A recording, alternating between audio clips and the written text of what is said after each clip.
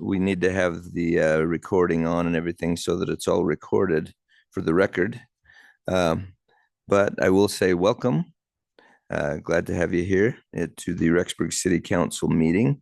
And we like to start out with a prayer and a pledge, pledge to the flag. And I've asked Council Member Eric Erickson to offer our opening prayer this evening, after which, that sounds better now, doesn't it? After which Council Member Chambers will lead us in the Pledge of Allegiance. So, Council Member Erickson.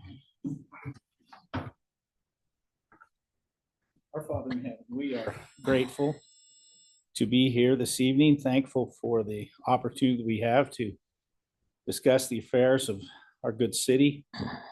We are thankful for the blessings of living in such a wonderful place, and for all those who work to make it the wonderful place that it is. We are grateful to discuss the items on the agenda this evening. Pray thy blessings to be with us as we do so, that we may be wise in our discussions and in our decisions, that we will have the opportunity to discuss the concerns and needs, and pray that we may do so in a civil manner, in a way that we'll be able to understand each other and come to conclusions which will be for the best of our community and our citizens. We are thankful to live in this good land, for the blessings of being of the freedoms that we enjoy, and pray that we may continue to enjoy those freedoms. We ask thy blessings in spirit now to be with us as we discuss these items. Do so humbly in the name of thy Son, Jesus Christ. Amen. Amen. Amen. Please stand. Join me in the pledge. I pledge allegiance to the flag of the United States of America and to the republic for which it stands, one nation under God, indivisible, with liberty and justice for all. All right. Thank you. Okay. At this time, we would like to do a roll call of the council members. We'll ask Mariana to do that, please. Councilmember Johnson. Here. Councilmember Chambers. Here. Councilmember C. Erickson. Here. Councilmember E. Erickson. Here. Councilmember Reeser. Here. Council President Walker. Here. Okay, thank you very much. Appreciate everyone's attendance here. And it sounds like the microphones are working better now. We're online okay and everything? Okay. Yes, you're good to go. Get the broadcast going. Okay, thank you. At this time, item number 3 on the agenda, we do like to welcome some of our new employees to the city, to our city team. We have Melissa Jensen from our IT department. Is Melissa? Yeah, there you are, right there, Melissa. Come on, yeah, come on up. Tell us a little bit about yourself and. I was a part-time employee for a while and then I left and I just come back and I'm so excited to be back as a full-time employee for the IT department. So I'm Okay. glad to be back. Okay, great. Well, thank you. We're glad to have you and welcome to our team. We Thank you. appreciate you. Thank you very much, Melissa. All right. Okay, at this time, we have item number 4 on the agenda is to present our business competition first place winner. And we have, we'll have Aaron come up. Aaron worked hard to get that business competition going and do all the things that it took to do it. And we'll ask the winner, who is Kason Klingler. Is Kason here? Right here. We'll present him with that check.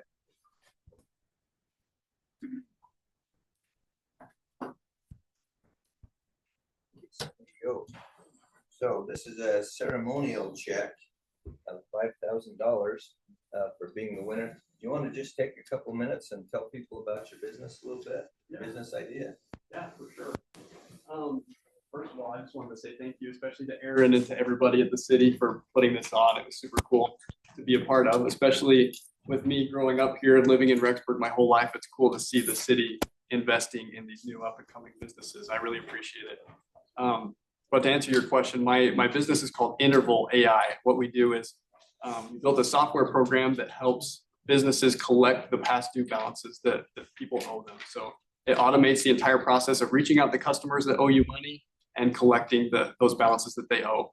I talked about this a little bit in my pitch at the business competition last week, but I really do believe that the best way we can help grow business here in Rexburg is not actually by helping businesses make more money, but rather by helping them collect all the money that they've already earned.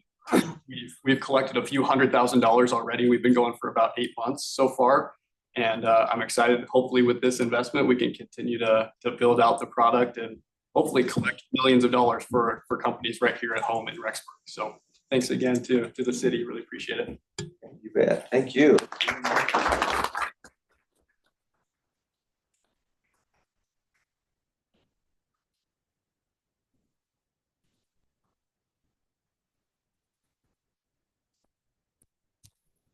All right, well, congratulations. And we had 23 applicants for that business competition. And so it was very successful. A lot of young people with new ideas and things like that we're trying to encourage and help our business base in the community grow here. And so that we've got, a lot of businesses helping out with all of the things that we need. So that's great. Okay, let's move on to item number 5, which is the public comment time. This is the time for things that are not on the agenda this evening. If you'd like to come up and make any comments, make us aware of anything, you're welcome to come up to the podium and state your name and address. And we would ask you to limit your comments to 3 minutes, if you would, please. Is there anyone that would like to make any comments on any items? We do have the public hearing on the agenda for later, so we will be hearing people, on that issue. And so, but this is a time for anything that's not on the agenda. So is there anyone that would like to speak about anything not on the agenda? Okay, is there anyone online raising their hand? No? Okay, all right, thank you. All right, Well, we will move ahead then with item number 6, which is our committee reports from council members. Let's just go ahead and start down here on this end. Councilmember Colin Erickson on your committee activities. I just want to report on the golf facilities out there. I went out and then went through the remodel at the Teton Lakes. It's looking really good. It's hoping to be done before the season starts. But they got the carpet in. The remodel looks a lot better. The bathroom's almost getting finished up. So we're getting ready. Hopefully next couple weeks they'll be out golfing out there. So it's looking good. They're also getting the construction on the deck that got hit by the car remodeled, and they're also getting the water figured out in the parking lot. So things are going well. They're trying to get things up and done before the season starts again. But on the airport board, we did not meet this last month, and that's all I have to report this time. Okay, thank you. Councilmember Johnson, anything on your committee assignments? Yeah, I don't have much either. Our trails only meets quarterly, so I think we're going to be meeting next month. And then I haven't heard yet, but I guess I need to get with someone about for beautification, park cleanup, probably this spring. Oh, okay, So. great. Thank you. Thank you very much. Okay, Council President Walker. The Mayor's Youth Advisory Board met last week and they'll meet again next week. They're doing government 101. They do where they're learning about city council, do a mock city council meeting. It's kind of fun for them, kind of opens their eyes on how city government works. And the ADA Oversight Board is not met. We won't meet till April on that board. So that's all I have. Okay, thank you. Councilmember Chambers. The Urban Renewal Board met today, and we approved a successful audit. Counting is accurate, no non-compliance issues. We also forwarded an item to your agenda, our agenda here tonight, which is item 13B. So we'll be addressing that later. Cultural arts, the Heritage Youth Symphony will be performing on April 9th at the Tabernacle at 7 o'clock. Tickets are $6. You can buy those online at rexburgarts.org. Let's see, MEPI, successful business competition. Thanks to Aaron and Scott. Congratulations to Interval AI. How many applications did we actually have, Aaron? We had 23 people apply. In the first round, we narrowed it down to 6 people to present in front of the judges for the second round. Yeah. So 23 startup businesses just here in Rexburg. Yeah. So we're trying to monitor and help them. HPC had no meeting this month and nothing to report on grants. Thanks. Okay, thank you. Councilmember Eric Erickson. The only thing of interest here, I think, is that a little bit of a wrench in the works as far as getting some approval to get going on our new park out on the, what is it, the river, anyway. River Park. Yeah, River Park. Some issues with the historical value of the Rexburg Canal, and we've got to do a study, archaeological study, that's going to cost us a bunch of money to satisfy the Army Corps of Engineers. So that's a little wrench in the works there, but it's going to be happening over the next month or two. So slowed things down just a little bit. That's the only thing I have to report. Okay, all right, thank you. Councilmember Reeser. Yeah, we didn't meet with the fine arts officially. That's not for a couple of more weeks, but I actually invited Alicia Tejan from the Rexburg Museum into my classroom yesterday. And I've got an advanced Holocaust class at Madison High School. And we were able to get a little space in a trailer that's not being used. So we're going to be building a museum. And she came in and talked to my kids about museum curators and what they do and how they do. And we're just all kinds of fired up now. So it was kind of a fun seeing my two jobs come together there. So we appreciate her coming and helping us out there. But other than that, haven't had any official meetings since the last time we talked with that and with the police. So. Okay. All right. Thank you. Could I ask one question? Yeah, So ahead. could we hear a little more about the canal thing? So with the park, Yeah, we were notified, we got a notification that before we can proceed down there, because the Rexburg Canal is historical, because it was dug by the pioneers, they now require an archaeological, just kind of not necessarily a study, but actually require an archaeological specialist to come out, and they actually go along the canal banks and they dig in a bunch of different places to see if there's any historical things that they find. I think we always kind of hope they don't, because you never know what might happen from that point. But he said that they didn't used to require that, but they've been getting sued. The State Department has been getting sued by the environmental groups and the historical groups and things like that. So it is in federal code that you're supposed to do it. They've just kind of been letting it slide for years, but since they've been getting sued by these groups for not requiring it, now they're requiring it. So we have to get that done. It'll take a couple of weeks, well, probably a few weeks, because we got to have the snow melted, and then it takes them a few weeks after that. So that'll set us back a little bit time-wise there. And our budget, is it in our established budget? Well, it'll take from our budget. Yeah. So it's not, we just don't have extra, but we'll just have to do a little bit less when we build the park, I guess, that much less for whatever it costs. So, well, it's about $9,000 actually is what it is, but 9,500, I think, something like that. But the good thing is he's gonna, while he's here, he's gonna do both parts of the park, then both the phase 2 part and the phase 1 part, to try to save us a little bit of money that way, so that he doesn't have to come back and do phase 2 when we're ready to do that. It'll all be done.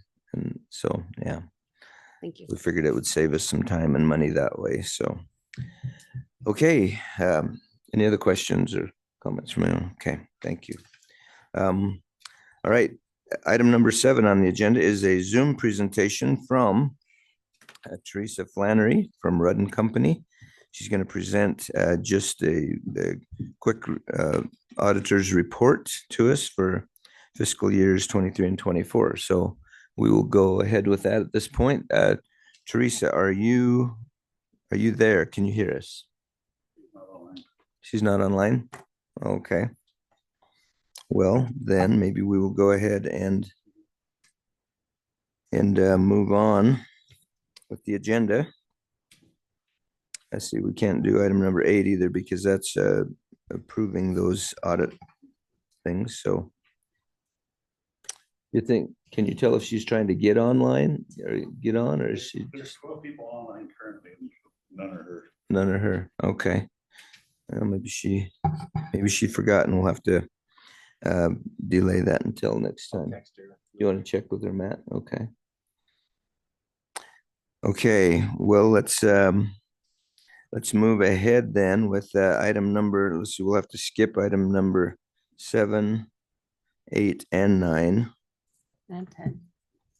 It's not Mayor, why don't 7. you just do the staff reports? Oh. We hear back from them for a second, or at least until 7. Yeah.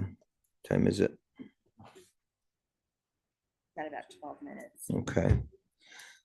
Well, why don't let's skip to item number. Should we do 11, or should we skip to 12? Do you want to do yours, Matt? Yeah, we can do it. All right, let's skip to item number 11, which is our finance report with our CFO, Mr. Matt Nielsen.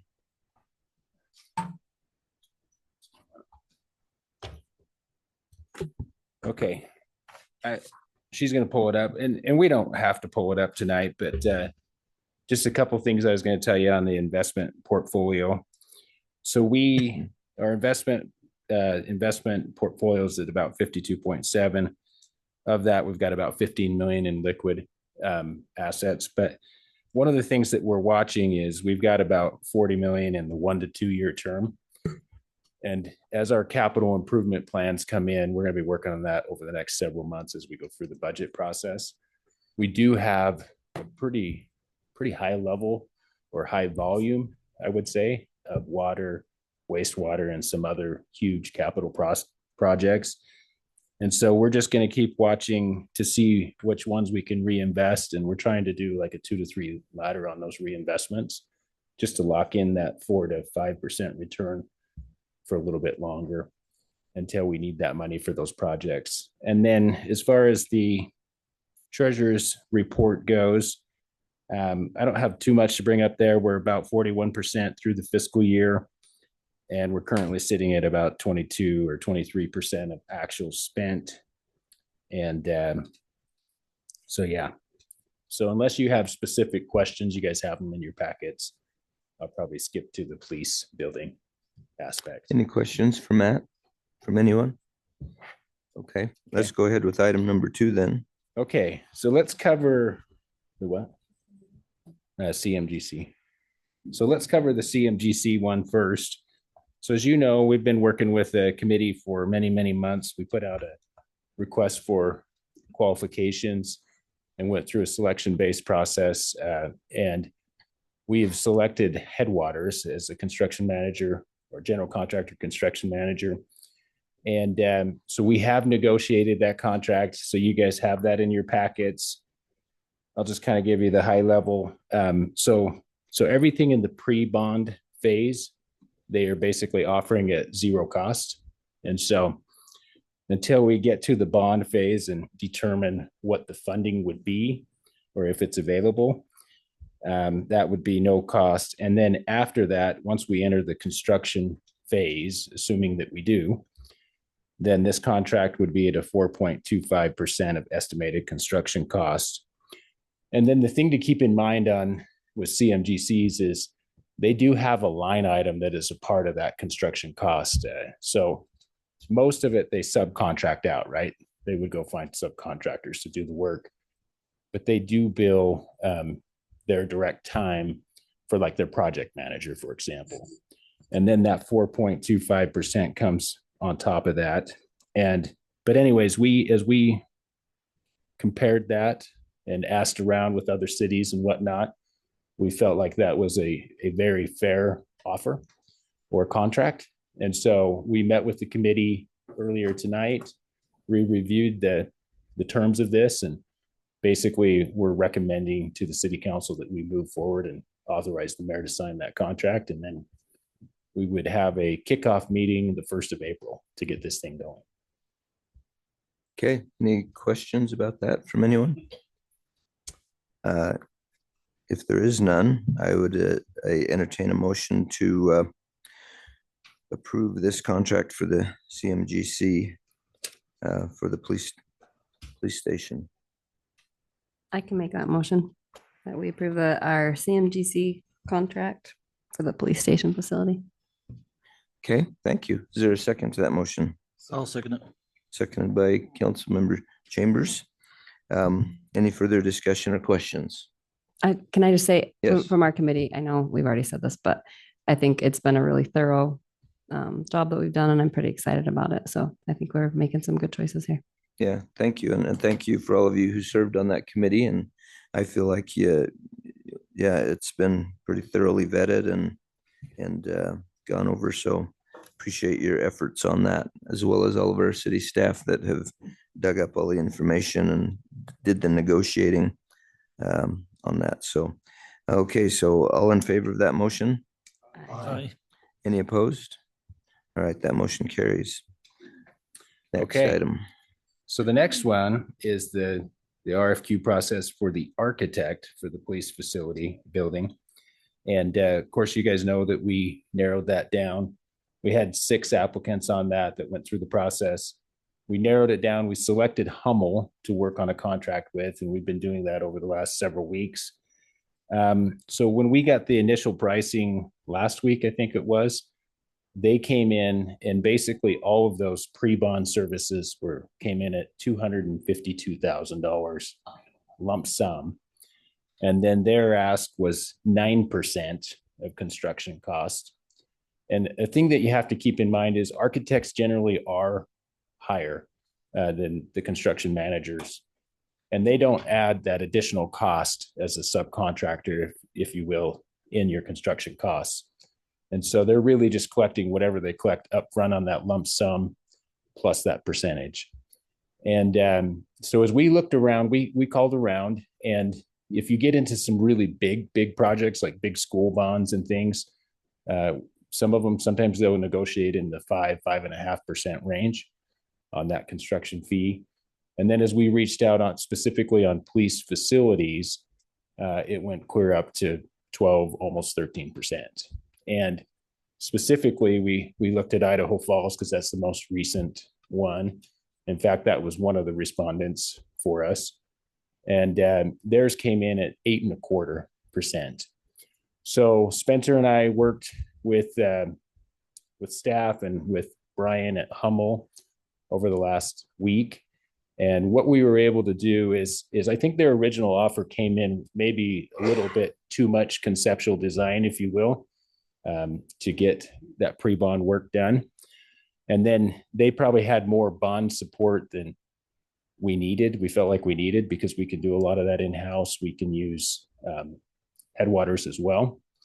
And so the negotiation gate basically came back. We got them to do what they call the programming, which basically goes through, it evaluates the square footage needs, it evaluates costs and how much kind of the going square foot is for those areas.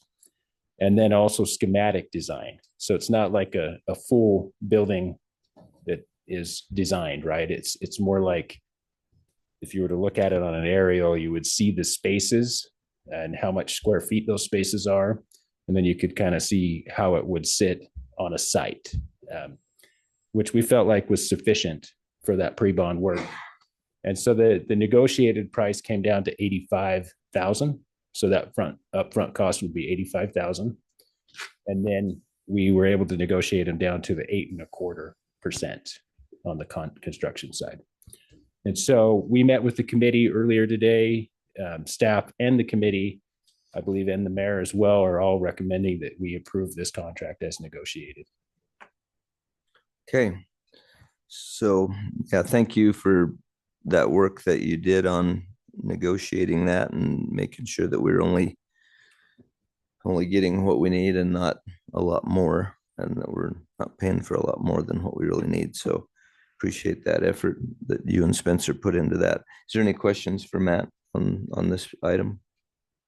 If none, I would entertain a motion to approve the architect contract for the police station. Mayor, I'll make the motion for the architect contract. Okay, thank you. Is there a second? I second. Second by Council Member Reeser. Okay, thank you. All in favor? Aye. Any opposed?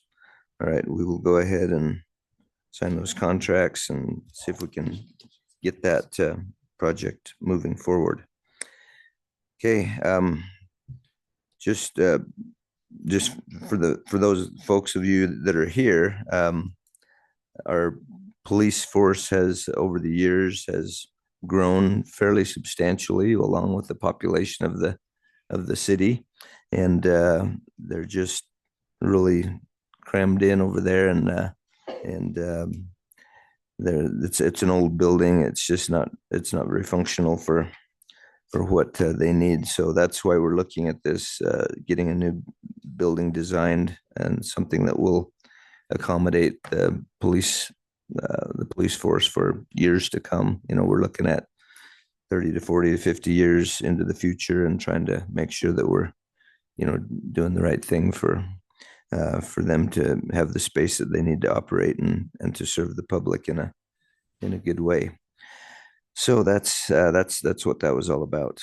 Okay, let's move on to item number. Let's see, we've only got a couple of minutes left. Let's go ahead with Keith. Do you want to go ahead with your public works report real quick? And that should put us right to about 7 o'clock.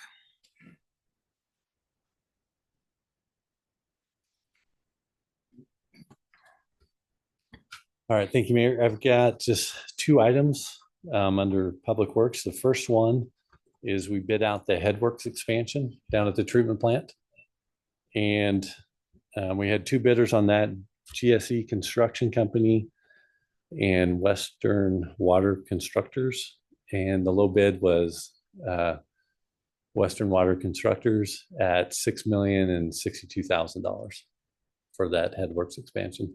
So that's going to take our headworks up and basically double the capacity of what we can handle. That'll double the capacity of it? Yeah. Okay. So roughly 6 million gallons to 12 million gallons. 12 million gallons a day. Mhm. Okay. All right. Is there any questions? Any have any questions for Keith on this item? Mr. Mayor, how does that compare with our estimates? We were estimating around 5 million. Yeah. So it's higher, about $1 million higher than what the engineers had estimated on it. How soon will they get the work done? I would imagine when we approve this that they would start pretty soon, probably within a month or so, as they get all their bonds and things in place for it. Okay.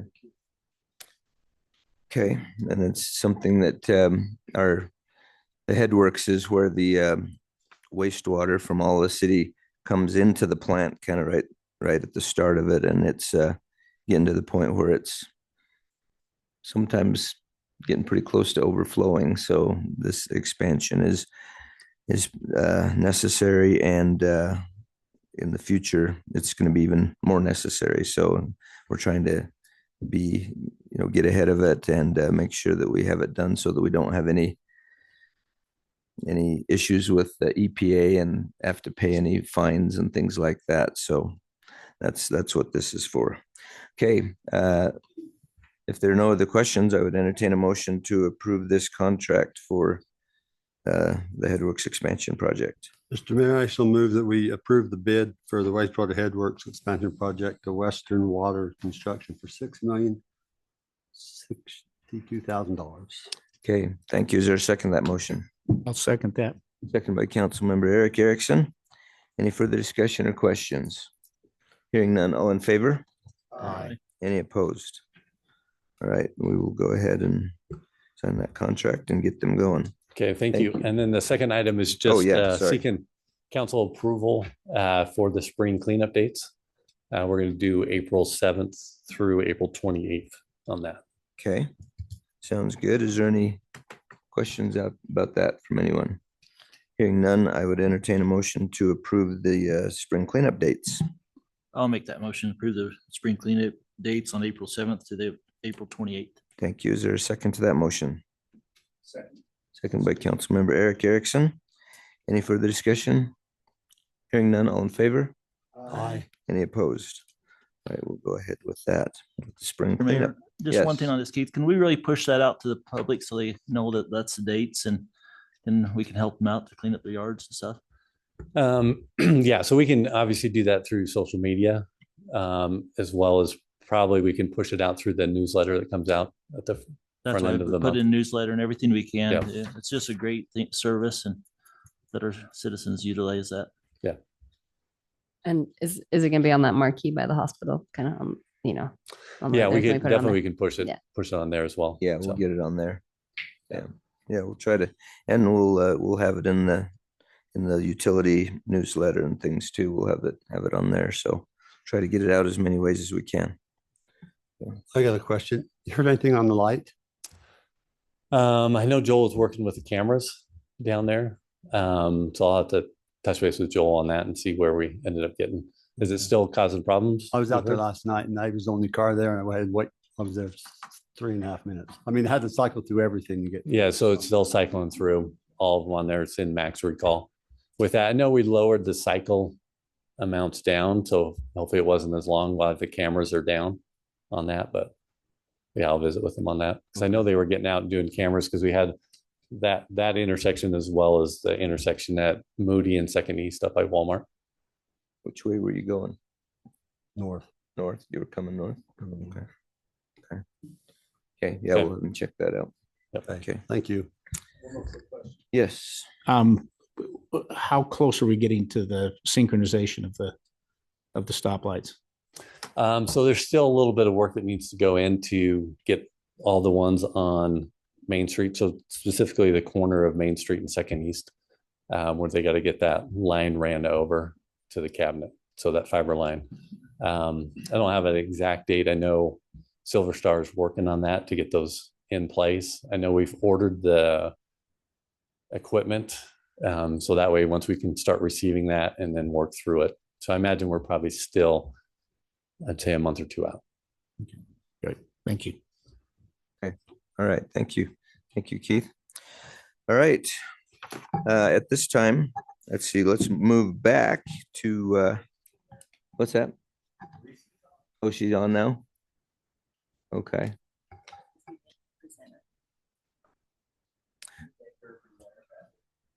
Is that Teresa Flannery? She will answer chat.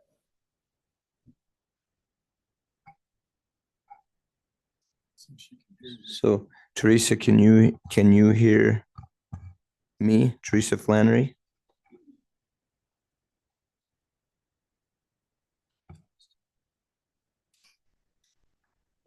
Not hearing her.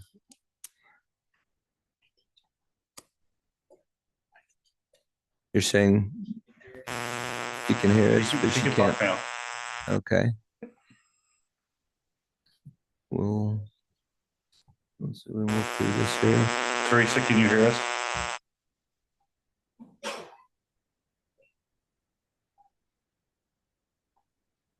Testing, testing. Teresa, can you hear us now? Or can you turn your mic on or whatever we need to do there? She's not muted. Okay. Well,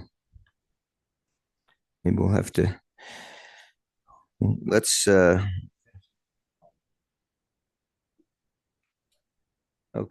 All right.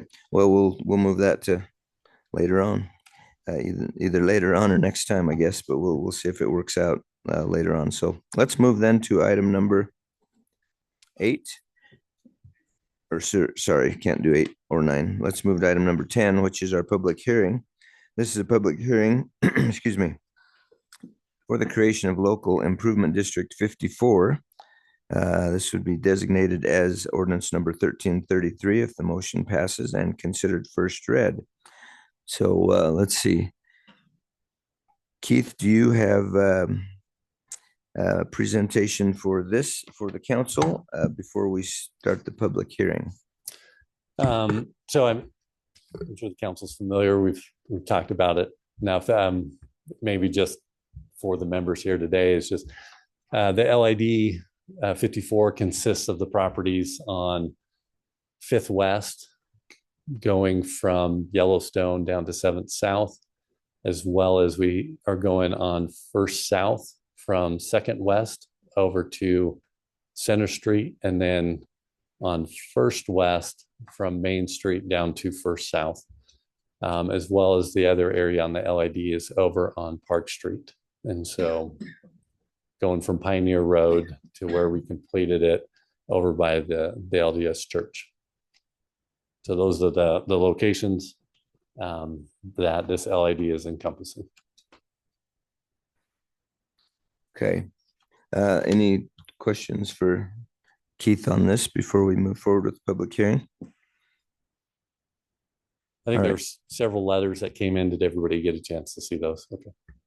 Yeah, those are in your packet, right? Yeah. Okay. All right. We have received several letters, and so public hearing, for those of you who have not been here before, if you've been here, you know how they work. But if you have not been here before, this is a time for you to be able to state your comments and opinions about the item before us, which is LID 54.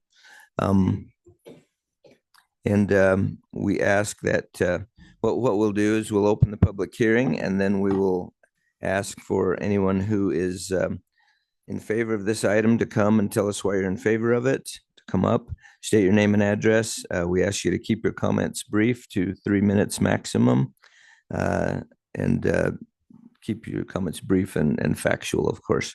After those who are in favor of this item, we will have a chance for anyone who is in kind of a neutral position, I guess, that just has some comments that would like to make. And after the neutral position, we will open the time for those who are against this item, or who would like to testify against this particular item.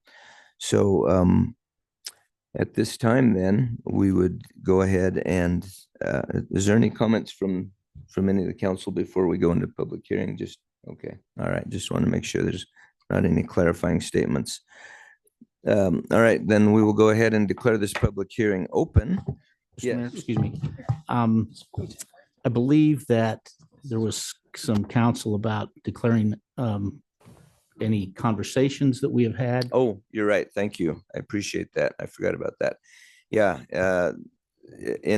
with an LID with items that are going to come before the council, if you've had conversations about things that we're going to vote on, then it's customary just to make sure that we are transparent and open and everybody has the same information as far as council members, that if you've had conversations about this item, that you would declare those conversations, who you had the conversation with, and just briefly what was discussed. So I guess we would go ahead and open it for that right now. Okay, so Mr. Mayor, yes, I did have a discussion with Mr. Grant, who I believe I've lost the first name somewhere in the conversation. Grant, right here. We visited the other day. He's one of the homeowners in the Park Street portion of the LID. I thought it was a constructive discussion about the pros and cons of LIDs and that and the costs that are imposed on homeowners. So that was basically the gist of the conversation. Okay, thank you. Appreciate that. Anyone else? Yeah, I also had conversations with colleagues at work. In particular, I sought out Ryan Snellgrove, who I work with at Madison High School. He lives on Park Street and excuse me, was involved in the LID in there. So I asked him for his perspective and his views on that. And I also spoke with others in my own department, Dan Stewart, Logan Romney, Zach Lambs, Chavez. They were curious about my thoughts and had come into my room and talked to me about it. So we had a good discussion on the pros and cons and got some insight from them as city residents as well. Okay. All right. Okay. Thank you. Anyone else? No? Okay. All right. Okay. Thank you very much. So now, then we will go ahead and declare this public hearing open. I'm supposed to do that. And is there anyone who would like to testify in favor of this LID 54 action? Please come forward, state your name and address. Steve Oakey. I have a property on First West. I'm in favor of this project as it will greatly enhance not only my property, but all of my neighbors surrounding me. I got to take time to fill this out. Oh, okay. Thank you. Is that, did you want to say more, Steve, or is that Mr. Oakey? That's it? You're in favor. Okay. Thank you. All right. Anyone else who would like to speak in favor of this item?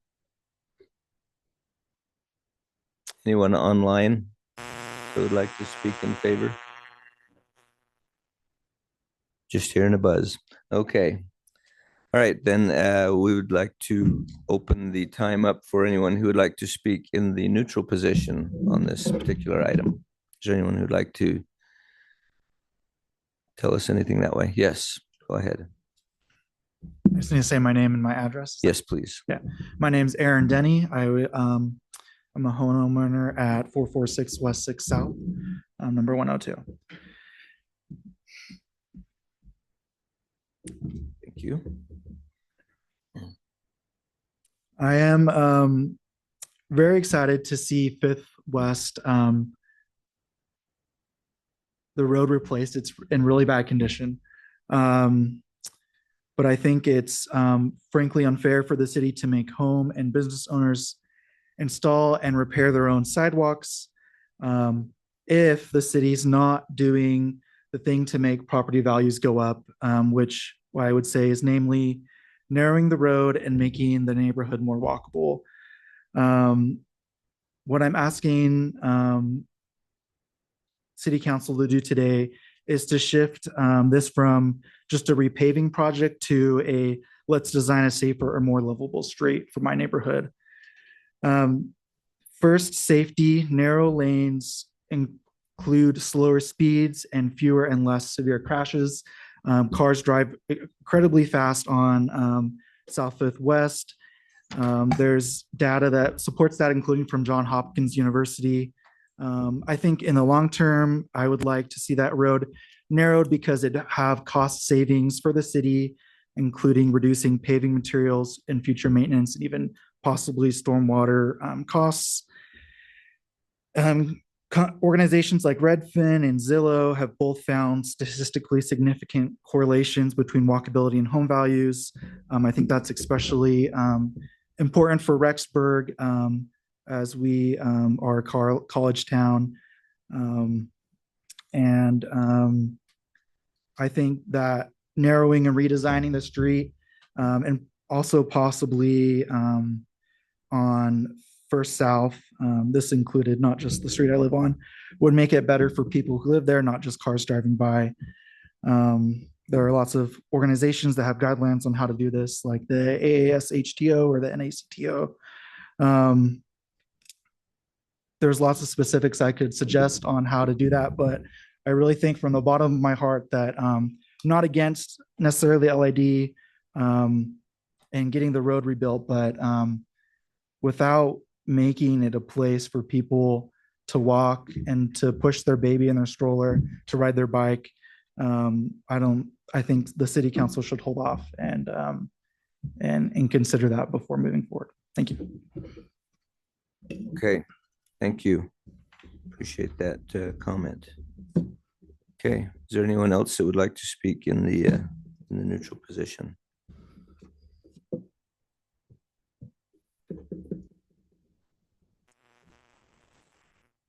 Give Aaron a second here to jot down his information there. Okay, thank you. All right, okay. So if there's no one else to testify in the neutral position, okay, then we will go ahead and move to anyone who is against this particular item. Please come forward and at this time and state your name and address. Tell us your thoughts. My name is Todd Grant.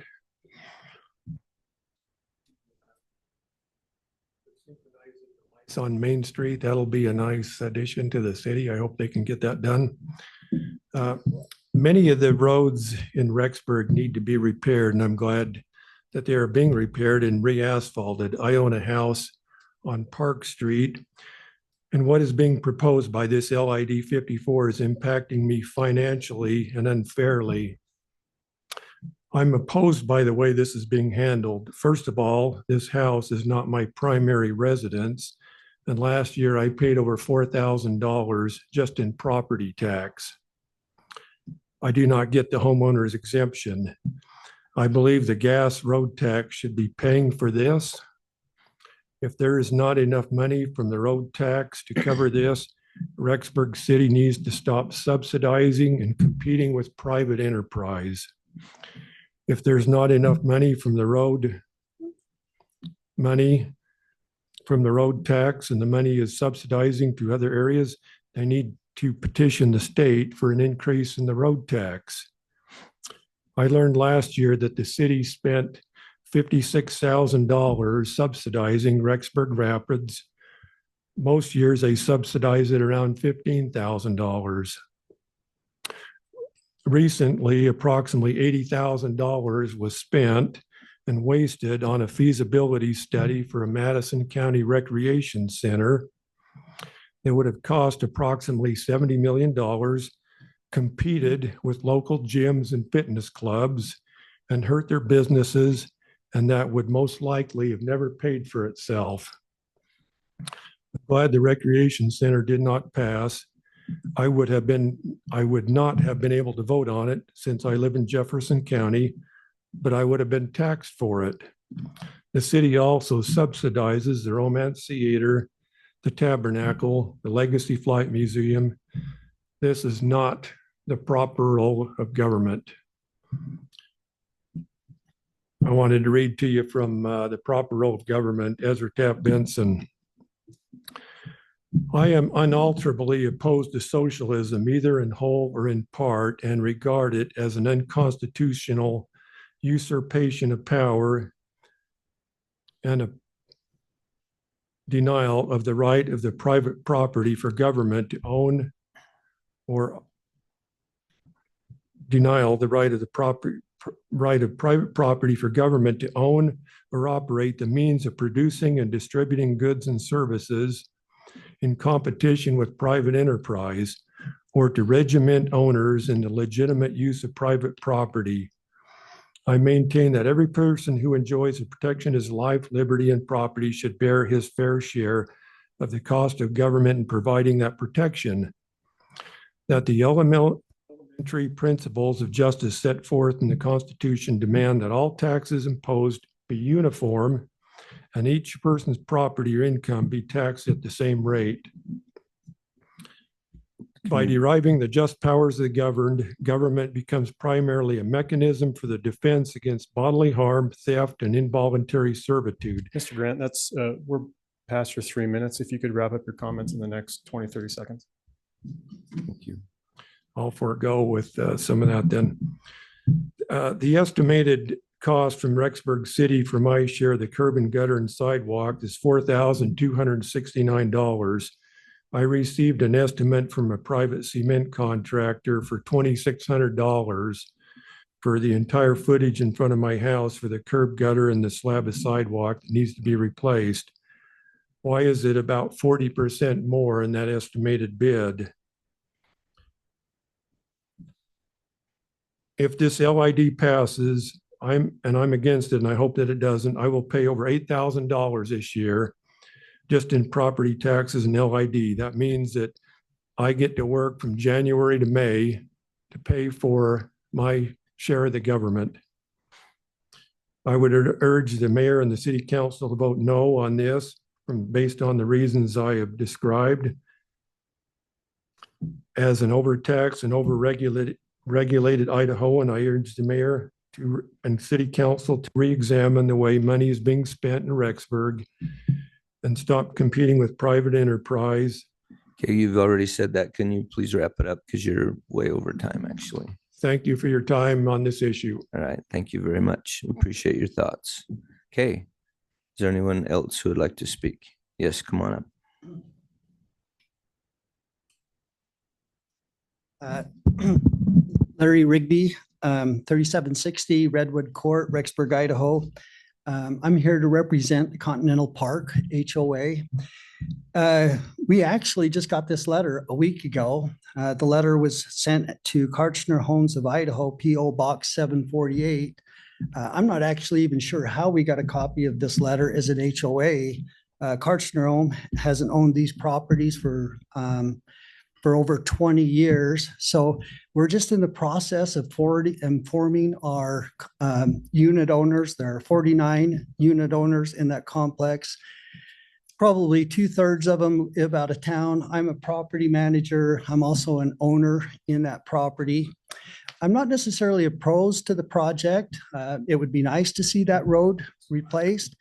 After looking at the letter that was sent to us, today earlier, I walked the curbing. The allocation of the project cost is based on linear square feet of the curb and linear square feet of the sidewalk and square feet of the driveway that they determine needs to be replaced.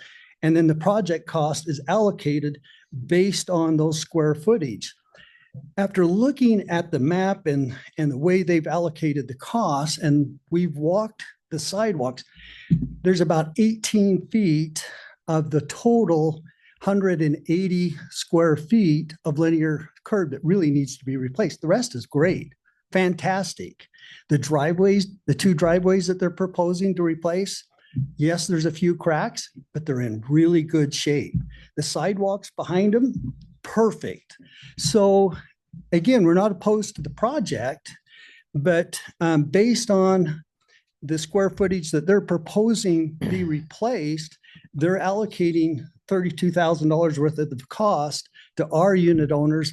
It represents about a $2,400 cost per unit. Again, we've got our HOA president online. He's out of Oregon. We have our other HOA board member here. How many units did you say are there? There are 49 of them. 49. And so we would like a little time to dig into this a little further. I mean, a week to really digest this letter, to talk to our unit owners. But clearly upon our inspection with the owners that we could gather, we have 18 square feet that we would say could be replaced. It doesn't need to be replaced, whether you replace the road or not. We're okay. But based on your map and any reasonable common sense person looking at concrete, the portions that they're proposing to be replaced don't need to be replaced. There's two things certain in life: death and cracks in your concrete. That's true. Mr. Rigby, would you leave your information back here with Keith in the back so that we can contact you and have someone come and look those things over and, you know, kind of talk with that? We apologize for not getting that to you sooner, but sometimes we don't get information as to who changes ownerships and all that kind of stuff. And apparently Kartchner was the last owner that we have. So, yeah. But yeah, if you'll leave your information, we can visit with you and just make sure everything's done correctly. Sounds good. Thank you for your time. Thank you. Did you sign in? If you just want to sign in there, then. Oh, yeah, there you go. Yeah, that'll perfect. Thank you. Yeah, get your contact information on there. That would be very helpful. Okay. All right. Okay. Well, he's doing that. Okay. Is there anyone else who would like to speak? Yes. Come on up.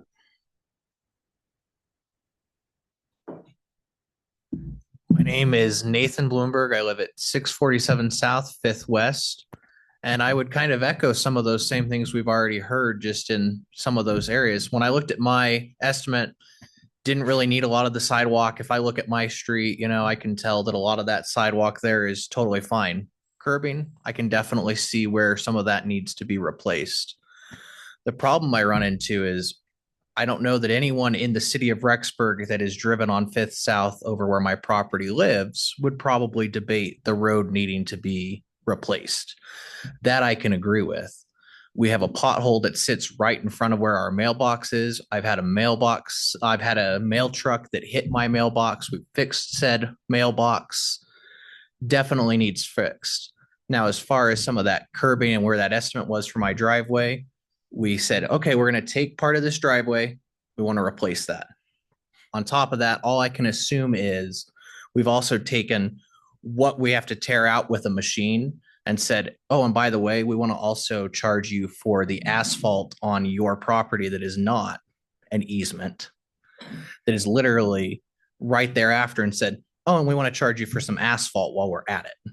That to me is very frustrating. We've not even owned our home for a year. And it just is, it's over $10,000. The neighbor right next to us, she's an older lady. She also has some sidewalk that looks like at some point must have been dealt with it too. I did email something in. I don't know if that counts for your written objection. The other question I did have was, where else was this posted? Where else did we put the notice of this public hearing in? You know, Idaho Code 4 lids actually specifies needing to publish that multiple places. So I would just speak to that as well, because I didn't see where some of that was put. I saw it mailed to me. I saw the city post something on a Facebook page, but I haven't seen anything in our local paper. Maybe I've missed it. If I have, please do correct me. We do put it in the paper, but yeah, you probably just didn't see it. Because I've been looking and trying to find it, but I have not found it. So, okay. But yeah, it was posted. I don't know, Deborah could probably give you the dates, but oh, okay, perfect. Yeah, there you go. And where was that published at?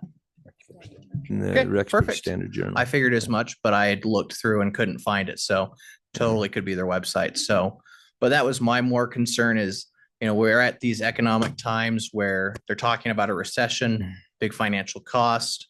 So I would just urge the city council to take that into consideration. You're in your legal right to pass a lid. I know even if we get enough of the property owners to object, the majority of this council can pass this lid. But on top of that, the lives that you impact, the people that are impacted by a lien on our property. Some of us bought properties at an inconvenient time, of course, and the idea of not being able to refinance my home for the next 10 years potentially, that is a burden on me. That doesn't mean that I want to keep the same rate. I know I can afford it for the next 10 years, but why should I have to when I could spend my money doing other things benefiting Rexburg? I'm going to pay taxes here. I'm going to continue to shop here. So keeping that in mind, if I have less money to spend in the city of Rexburg, less tax revenue in other forms comes to the city of Rexburg. And so that would just be my encouragement. Thank you. Okay, thank you. Appreciate those thoughts. All right. Is there anyone else that would like to speak? There is one person online. One person online. Okay. Do they have a name? This is Bill Johnson. Can you hear me? Yes, we can hear you. Is it Bill? Perfect. or So Phil? Bill and Tammy Johnson, we own two properties on 625 South Fifth West and 635 South Fifth West. Okay. We've had those for a number of years, and the challenge, we've also got another rental property elsewhere in Rexburg too. But these two properties, they're rentals for us. We've chosen Rexburg because we see potential there. We've lived there in times past, but currently we live in Virginia. The thing that we're running into on this is just the prohibitive cost. We are between the two homes, the estimate on each home is 11,000. So between the two, it's 22,500 to do the work. And unfortunately, or maybe fortunately, I'm not sure, the city of Rexburg required us on a lid that was passed, I think in 2008, number 39.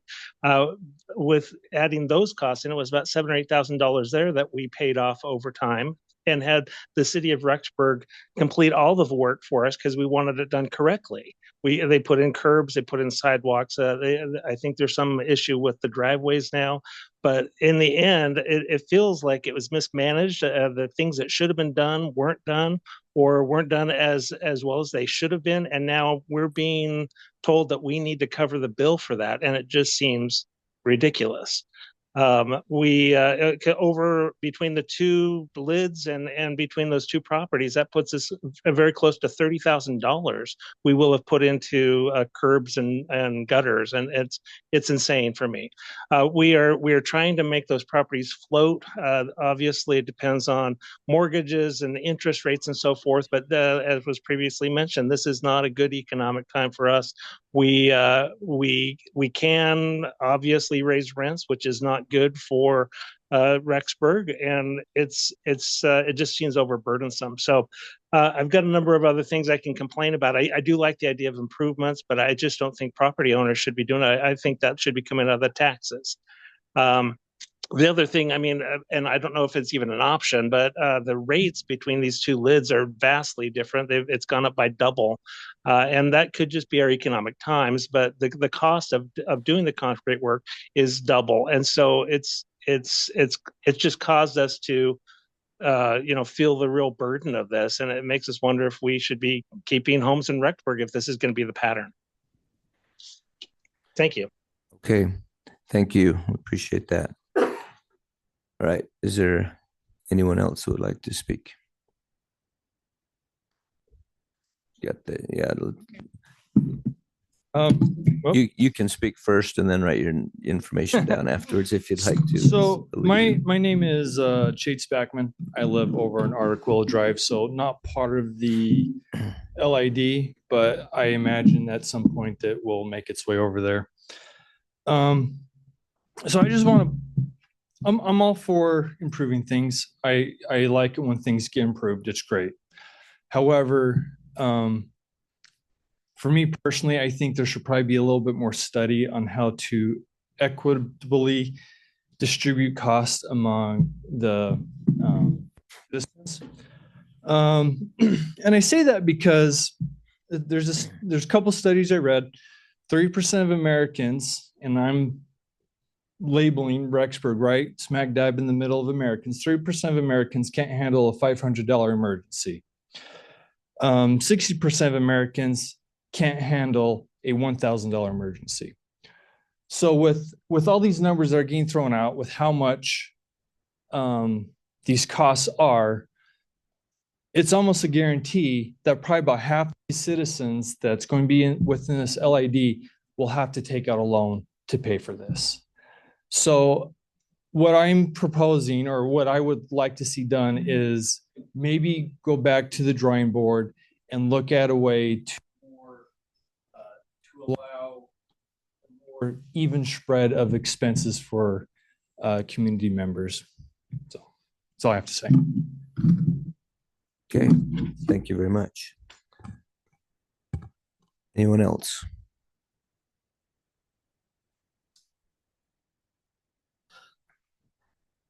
My name is Michael Thompson, live at 3069 Sawmill Circle in Iona, facility manager for Melaleuca. I'm coming to discuss that I'm opposed to it, not necessarily opposed to the upgrades, but opposed to telling every or business owner to pay an additional share above and beyond what we've been paying in taxes.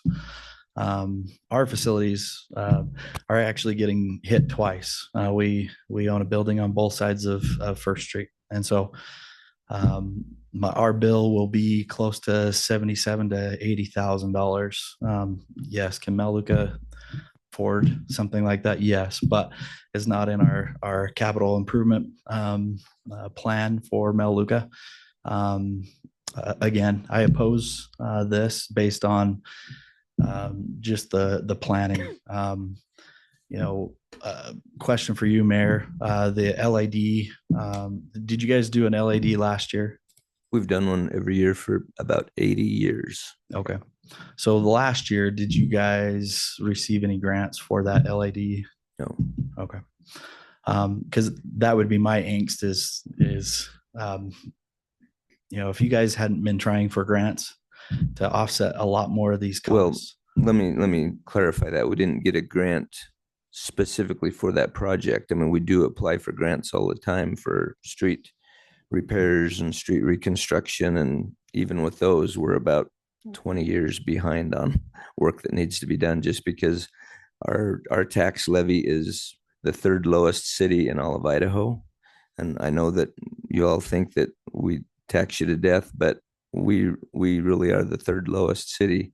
I mean, Idaho Falls, Blackfoot, a lot of these other cities are 2 and 3 times what our tax levy is. So if our levy was that high, we could probably afford to pay for more of this. We could pay more of the share, but this was the way that they came up with to be able to allocate the expenses to the properties that are being improved.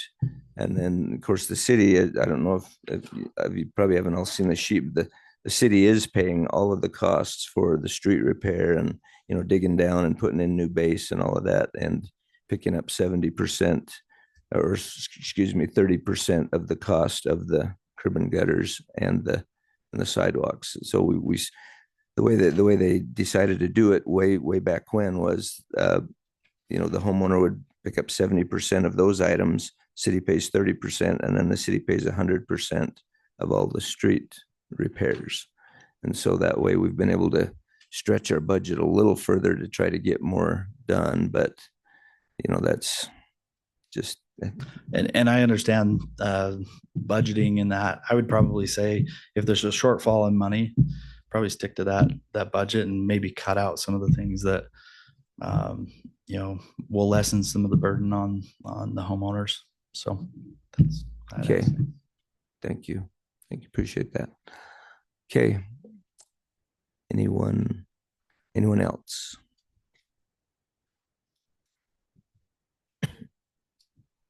My name is Trevor Plasto, 329 Rodney. Not in the area specifically yet, but potentially anyway in the future.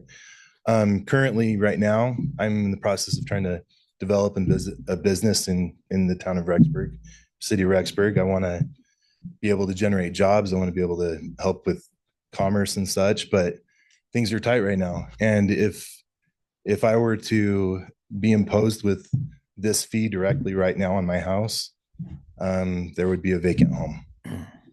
We would not be able to afford it right now. And I can't imagine imposing that on anybody in a direct cost. There are existing institutions such as insurance, where if you get in a car accident, you don't have to pay hundreds of thousands of dollars to somebody else.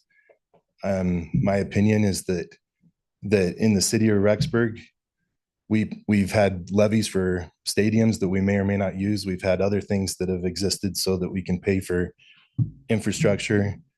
If we are that low in the state, then let's increase the base tax rate so that we spread the load for everybody at the same time and be able to do it.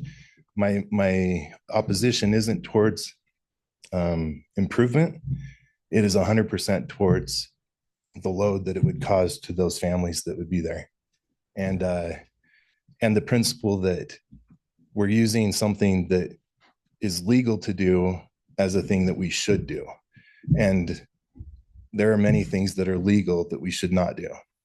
And I think that the very fact that we're relying on 80 years worth of history to be able to say that this is how we do it in 2025, when we've gone through Y2K and a whole bunch of other fun things. And I think it's a little archaic, and maybe we need to revamp how we assess these things. Okay, thank you. Appreciate that. Those thoughts. Anyone else? Yes, come on up.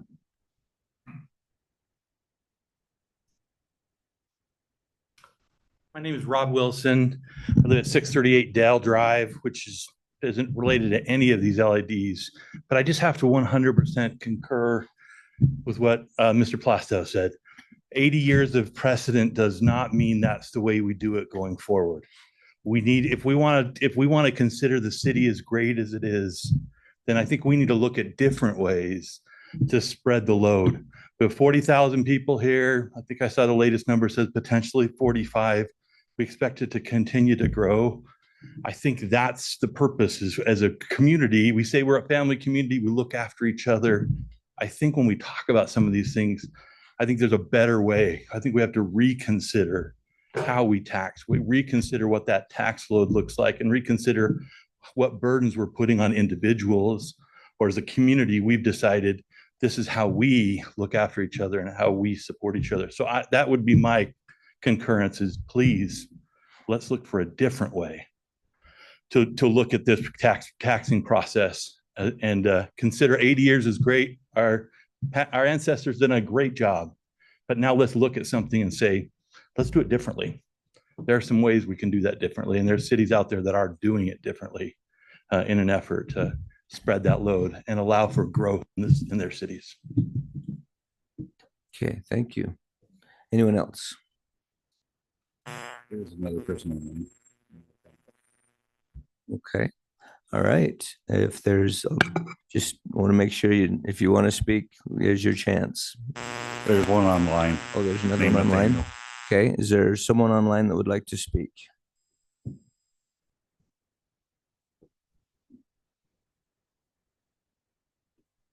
Going once, going twice. He needs to still unmute. Are they raising their hand, or are they just online? Yeah, I've given them permission. They just have to unmute themselves. Okay. Looks like you need to unmute yourself if you're online and you would like to speak, please.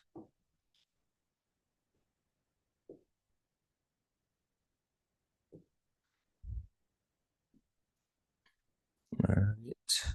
Not going to work. Okay. All right.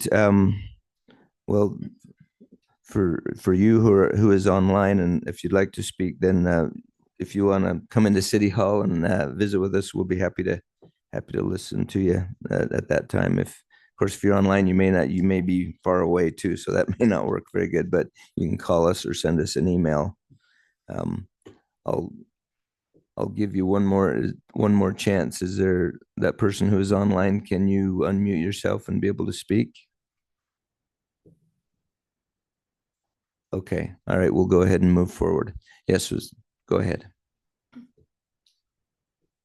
My name is Katie Watson. I'm 151 Sunrise Drive. And again, this is not affecting me, but it could in the future. And so I guess my one question is, if it's been 80 years, Mary, you've been here for quite a while.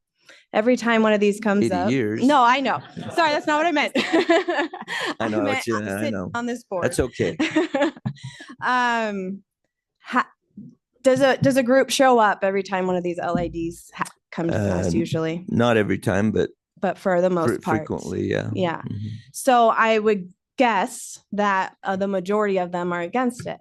So if the people keep coming every single time, how come we're still here in the same spot? Well, that's a really good question. And a lot of it is, everybody says, well, we've been doing 80 years. Can't we change? We could, but, those who have paid their assessments in the past years to change and say, okay, you don't have to pay yours. We're going to tax everybody instead. So it's a cycle we're going to have to forever do because fair. I understand that's not fair, but it just feels unfair continually, whatever. So it's just like at some point the cycle has to break and it's going to be a little unfair. But you got to remember, even if we change it, it's still, if we did it the other way, your taxes, all of your taxes would go up fairly substantially. And so, in order to do that, and part of that problem is, of course, is we can't just say, okay, we got this many dollars worth of roads, let's raise taxes that much, because the Idaho legislature limited us to a 3% increase. So that's the maximum we can do in a year. And that's part of the problem is way back when they set our levy, they intentionally set it really low, wanting to be responsible government and not taxing people too much. But then the legislature came in and did that 3% cap limit. And so it kind of stuck us down in a really low spot. So we can't really raise things up to do what you're suggesting. So we'll never be able to? What? Will we never be able to do that then? We're stuck. Not as long as the legislature keeps the laws in place that they have. Now, if we wanted to lobby the legislature and say, hey, this seems kind of backwards because we lobby the legislature and say, hey, can we raise taxes more? I don't know how Mr. Grant would feel about that. I'm guessing probably not too great, because really what it kind of comes down to is it's kind of like the money's got to come from somewhere. It's got to come from either this pocket or this pocket. And so the way they set it up back then was the city, we'll take care of the streets, and we'll partner together with the homeowners, with the property owners on that part of the property, which is the curb and gutter and the sidewalk, which kind of helps your property look better and look nicer. On Park Street, we alluded to Park Street, the other part of Park Street that was done 3 years ago. We did that one, and it honestly, they're usually kind of messy. It was messy. But if you drive down Park Street now, it's a beautiful street. It looks much better. The sidewalks are away from the curb, and it's a lot easier to keep the sidewalks clear in the wintertime. And like Mr. Denny said, we did narrow up the street, and that helps keep it so that the cars don't go as fast up and down the street. And so generally, it enhances your property and makes them look better. Now, it hasn't been mentioned, but I want to make sure it's clear to everyone that these LIDs can be paid over a 10-year period. And one of the things that we've opted to do is drop that interest rate down to a lot lower rate to help out with these financing costs so that it makes it more affordable. And that's one thing that we didn't mention. We probably should have already mentioned, but mentioned that in my statement of 10 years of not being able to refinance, Mayor. Essentially. Sorry, what? Essentially, I mentioned that in my statement of 10 years of not being able to refinance, referencing the lien that you place on the property. Right. I'm sure you were aware. Yeah. But I don't know that you'd want to refinance, because I don't know if you'll find a lower rate than what we're offering. So I just want to kind of make sure that everybody is clear on that we've been working on ways that we can try to lower the cost and make it so that it's possible, probably 40 something years ago, my home where I used to live had an LID, and it was $3,500 or something like that. And, that was 40 years ago. And so I was like, oh yeah, it was a lot back then too. But over the 10 years, we were able to pay it off. And it is a burden. I understand. We all understand it's a definite burden, but we've tried to figure out ways to make it, by doing the 10-year payoff, offering a low interest rate. It is an improvement to your property. It makes it look better.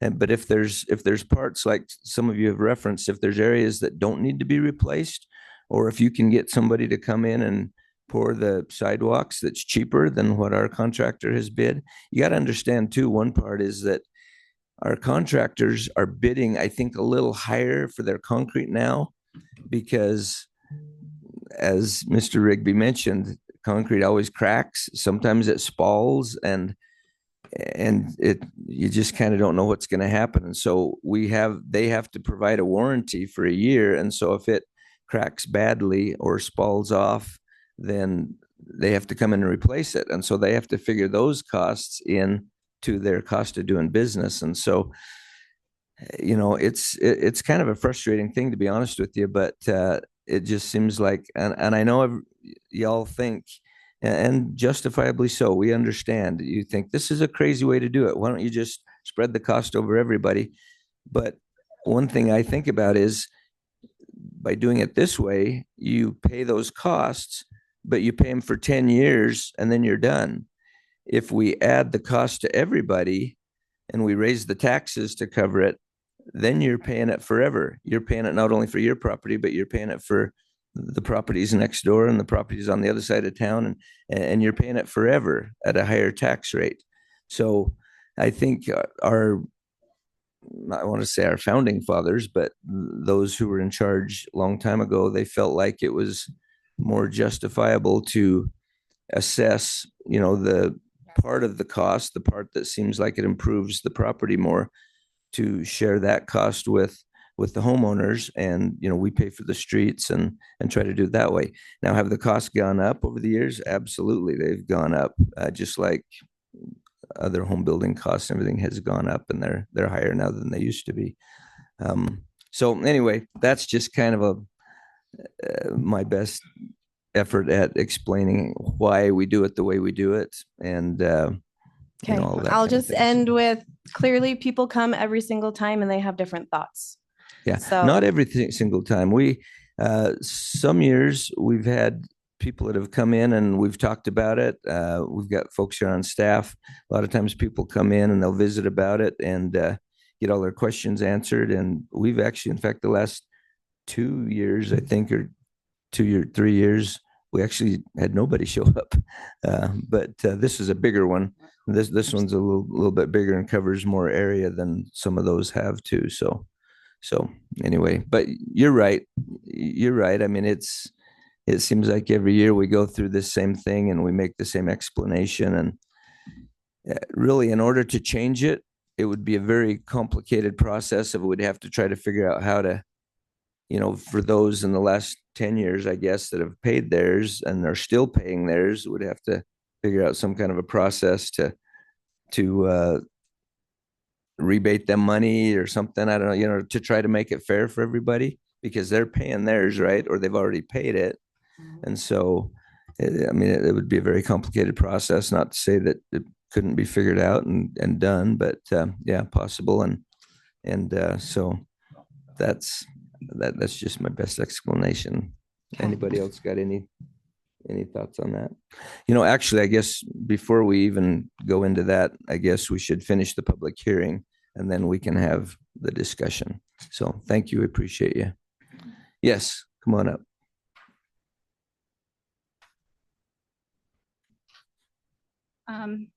My name is Krista Flam. I live on 564 Terra Vista. I wasn't going to get up and say anything until you brought up that excuse. I'm sorry. I understand that it's not fair to people who have had it before, but there are also breaking medications all the time that save people who didn't have that before. So we're not going to use something that's going to work, and we're not even going to investigate something that's going to work because that's not fair to the people before. I don't think anybody who's been through one of these LIDs wants that to happen to somebody else. So I just have a really big that excuse. We're also told that we're supposed to love our neighbors as ourselves. And just because you paid $3,500 doesn't mean that $30,000 for somebody else is okay. Okay. Also, mind you, there are 199 municipalities within the state of Idaho. Do you know how many use LIDs?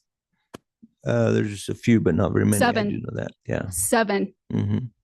So are we because looking? most of those taxes are all a lot higher than ours. Okay. Well, there are other ways to do stuff. There Yeah, are they other low paying things too. There are other ways. I am frantically looking for something else too. I really am. My grandparents live down the street on Terra Vista. You did it a couple years ago. Mm-hmm. They were quoted $2,500. The bill came in at $10,000, over $10,000. Then the state came in for ADA compliance and said that it was a fraction of an inch off. So they came back and said they were going to tear it back up again. When the construction workers showed up, my 80-pound, 80-year-old grandmother stood in the driveway bawling for hours until they left. And they left. So do we really need to do this? Again, I'm a Flam.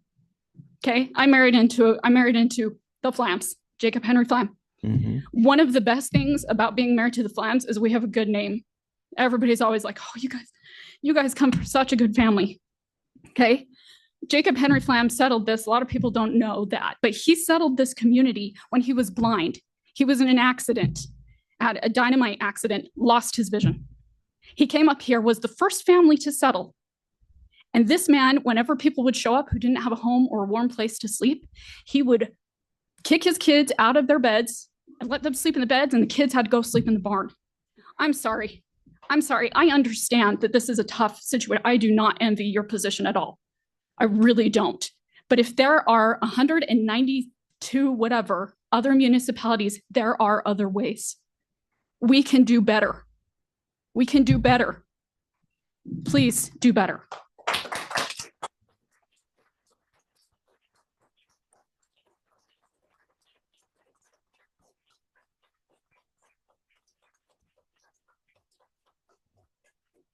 Okay, we're open to ideas. I mean, if any of you want to figure out a way to finance all of this work some other way, we're always open to ideas. Yes, sir. Have you talked with Britt Raybold about her LOST plan that she's trying to pass in the legislature? Local option state tax. Yes, we have. Okay.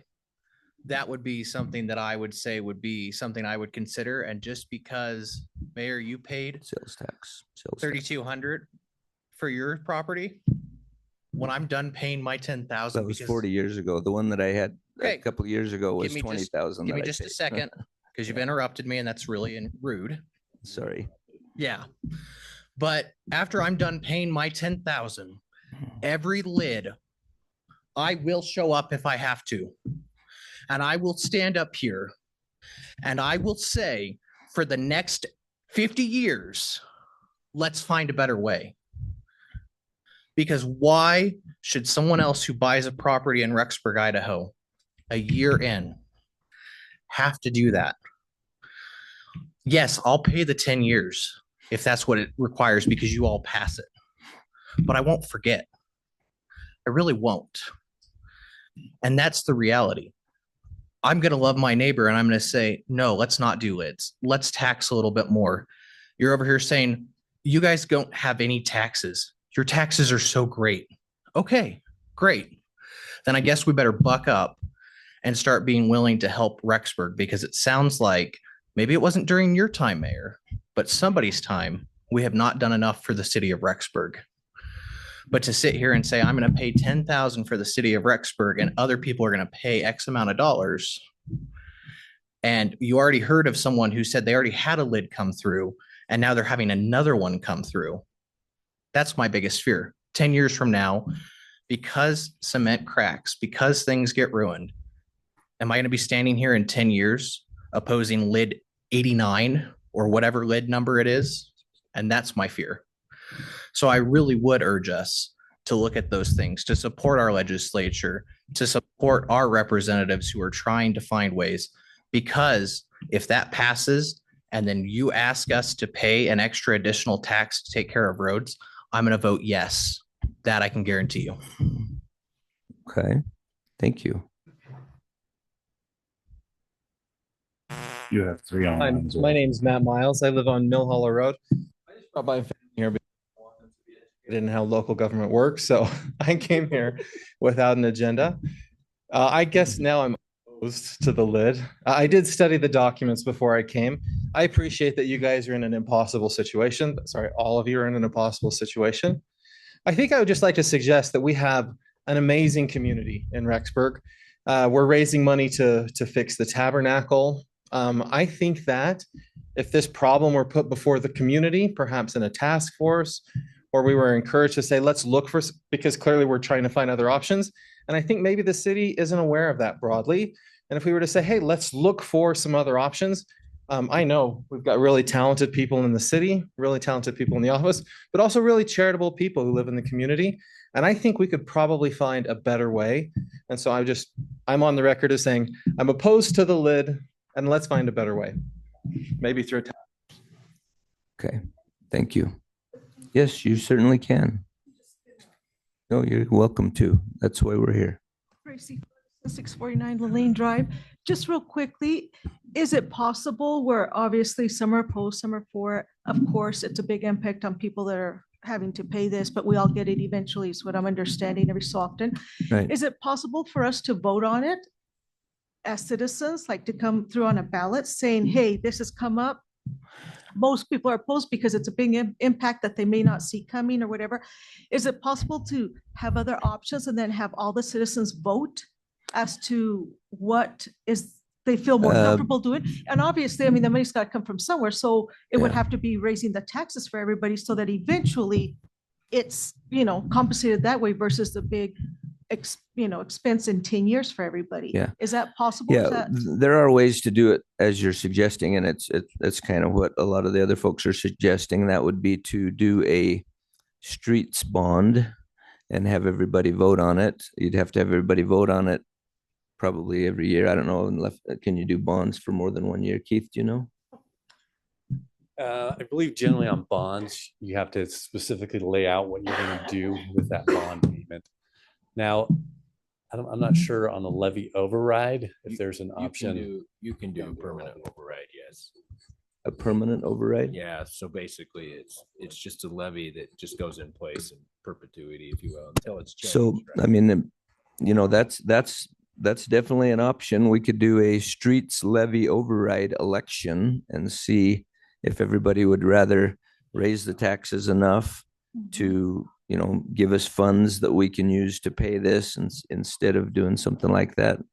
And then we'd of course have to figure out all the logistics of it after that. But yeah. Yeah, because I mean, it's something that's going to affect everybody. And I think very few people will admit that it wasn't that big of a deal. The only thing that I can, sometimes, bonds and levies are difficult, to pass a lot of times. And so I guess it would be up to all of us, I guess, to look at it and go, okay, our road's bad enough that we want to pass this, or a lot of people might vote no on them and then we wouldn't have any money. This is the deal. I'm saying the cost for homeowners, is it possible to vote if saying, hey, this is going to come up, it's going to affect you eventually as a homeowner in Rexburg? Would the citizens rather have an increase in their taxes of approximately this much every year so that they can use that money to take care of this? Or are you going to be upset when your turn comes to pay the whatever blank to improve the sidewalk? Because I think everybody, I think a lot of people are like, that's a lot of money to come up with every so often, every 10 years or whatever it may be. They're going, but I understand the money has to come from somewhere. So can we vote to whether we want it to be upped? There are options for voting. Yeah, it would be this bond levy override like they're talking about that we'd have to pass, and then that would basically put the tax burden on everybody. Well, and I know that some paid recently, but it has to start sometime or another. I mean, some people are gonna be upset because they just did, but I mean, it has to start somewhere. Sometime. Yeah, you're right. I mean, it's just a you're right. suggestion that where you're saying, hey, we put it out there, people, you voted on it, majority voted, this is what happened. Sorry.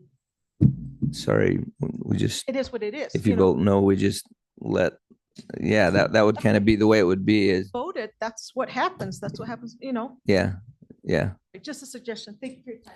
Yeah, no, that's a thought. I mean, there's a lot of different ways to go about it, but the question is, do you want everybody to pay for a longer period of time, or do you want to just bite the bullet and pay for what's in front of your property for 10 years and be done with it? So, yeah, go ahead. I'm Lisa Tanner. I live at 667 Meadowbrook. I'm in a little cul-de-sac. I'm not out of the through traffic, but I have driven Park Street. My kids ridden their bike on there. I'm not going to be on one of these lids, but I have appreciated the sidewalks. And so I would be happy to help the burden with my neighbor. I've used their sidewalk. That's just it. Okay, thank you. Yes, go ahead. Aaron Denny, 446 West 6 South, number 102. Today I went on the parcel viewer and measured the lane on the highway that wraps around town. And the lanes on the highway are 12 feet. And we use that same standard for 70-mile-per-hour speeds, 12-foot lanes inside city limits. And so maybe reducing lane widths would also help reduce the cost, especially if we pass this bond, if we looked into that, and help make that more feasible for everyone. 9-10 foot wide lane widths would save us a lot of money in the long end. And there's a road that really needs like semi trucks, a lot of inventory or something, you could go to 11 feet.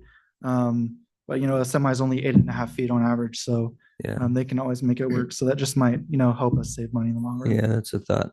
You narrow down the street, it's less cost on the street, but maybe a little bit more on the sides, whatever you're going to do there. So it may. But be a asphalt trade. is a flexible pavement type, and whereas sidewalk, it lasts a lot longer. So yeah, there would be a little bit of initial cost maybe on widening the sidewalk, but you don't have to put in sidewalk. You can you could extend the curb and then just put dirt in between with grass or whatever, and the homeowner mows it. I think everyone would agree a homeowner would rather mow the grass than pay $20,000 to replace their sidewalk. So just some thoughts. Well, thank you. Appreciate that idea, that thought. Was there someone back here? Yes.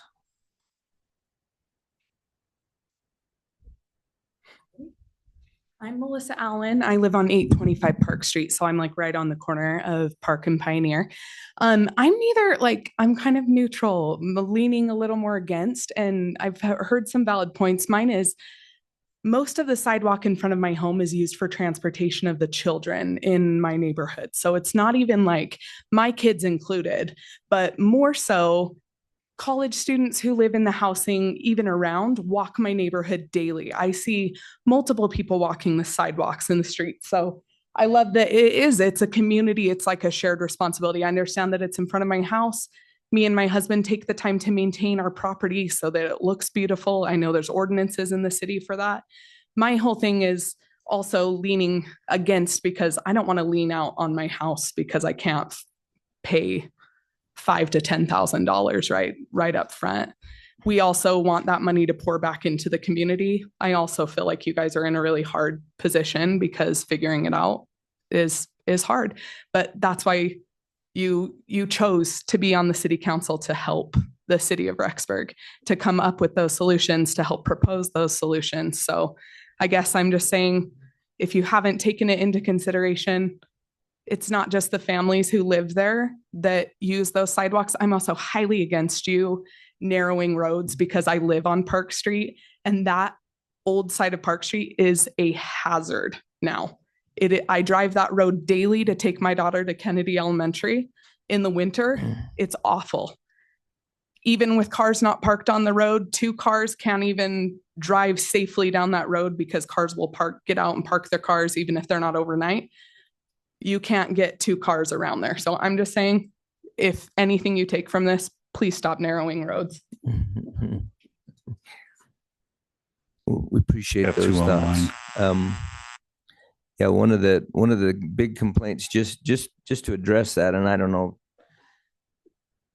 one of the thoughts there is we got a lot of complaints about Park Street, about people driving too fast because they were cutting through from Pioneer going to the university. And so that was one of the ways that traffic engineers, when you drive down there, you say it's a hazard, but you probably slow down because it does feel narrower. And so. But driving that road, people do not slow down still. I'm just letting you know. I used to live over there, and I think they drive a little slower than they used to, especially if there's a car coming the other way and it's really narrow. It's really uncomfortable. So typically people will slow down, let the other car go through before they go through. And so there's always going to be those who drive fast through there. There's just no way to stop everybody from speeding, and we have that all over town, unfortunately.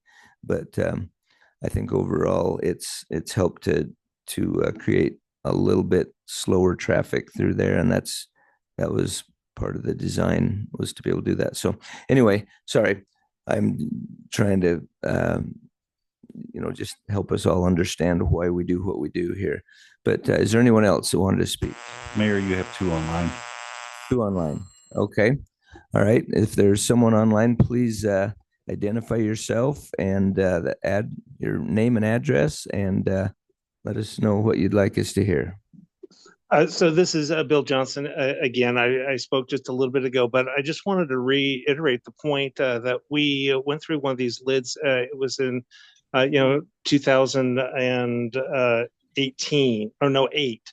And then we paid the 10-year loan on that and paid that off. And then here we are again doing it. And so the concept of 10 years from now, getting it paid off and then it happening again. And I know concrete and so forth can go bad, but it's just a ridiculous concept. It's like we need to put aside money just for our sidewalks and curbs, which we've never, and we own other properties around different communities, and we've never had to put aside money ongoing for this type of thing. And it just seems burdensome for us as homeowners and landlords. Mr. Johnson, can I ask you a question on what you brought up there? You said that Sure. This is the second one in about, let's say it was 2008, so it'd be 16, 17 years. So, I think it was 2018. Sorry that we finished it. So I can't remember when it started, but it was, I want to say 2010 is when we did it. It was number 39, if that helps you. Okay, but the question I was going to ask, those, I guess obviously those are different properties on different streets, right? No, it's the same property. So we bought two homes right next to each other, 625 and 635 on Southwest 5th West.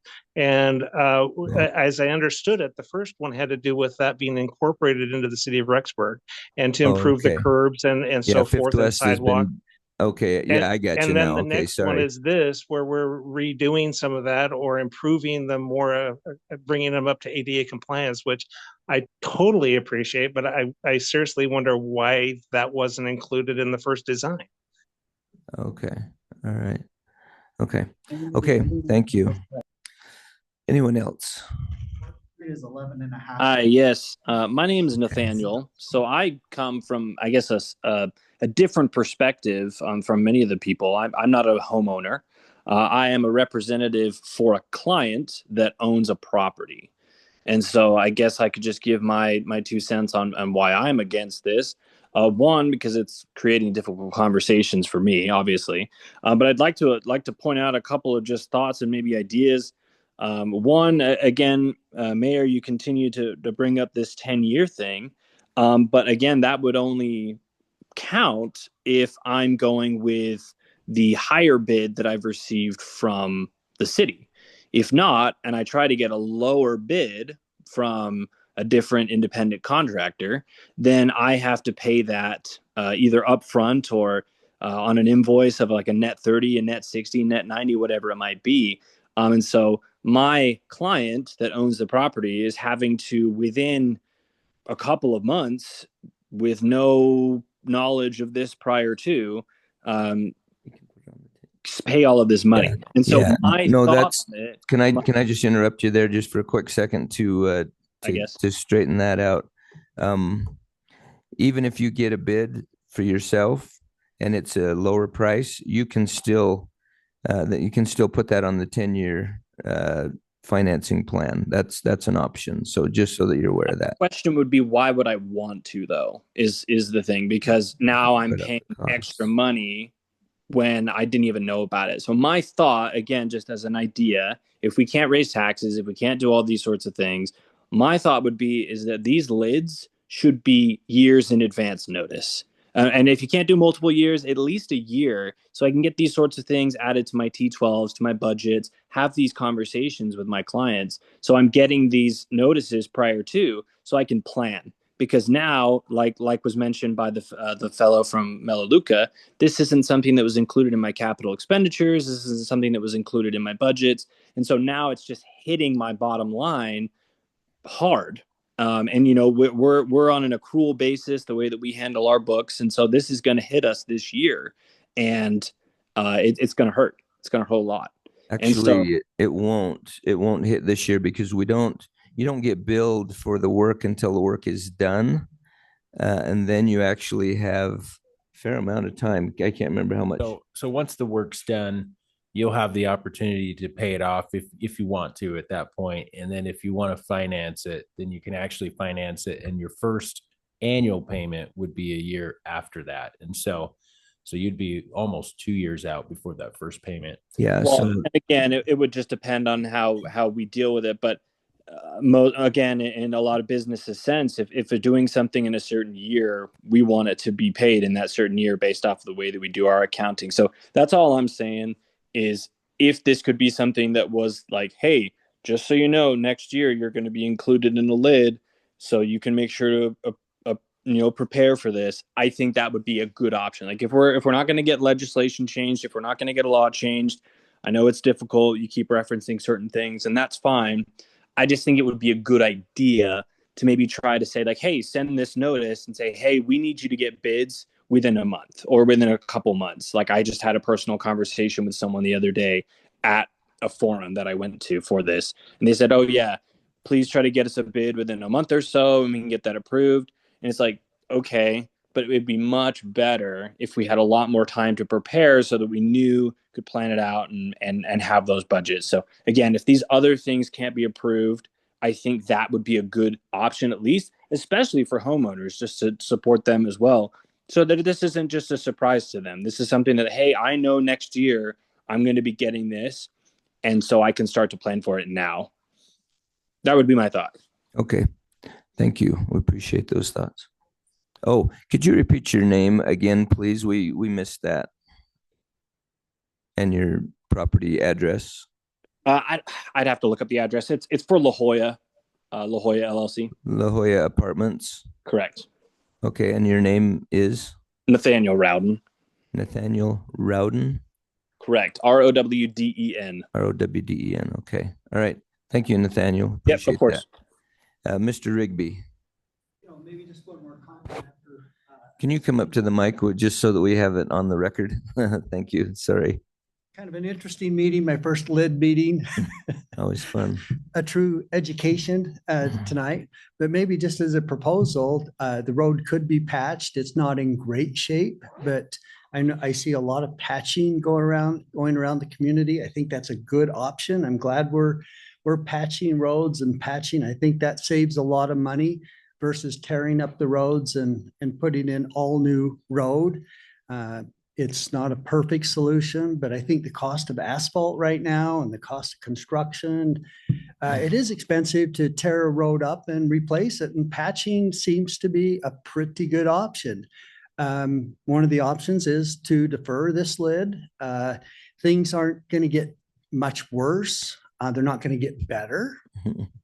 We all like to get things get better, and we like to make our community better. And I'm not opposed to better. I'm not against this, just the allocation of the cost and what we are replacing and how we're allocating is kind of our point.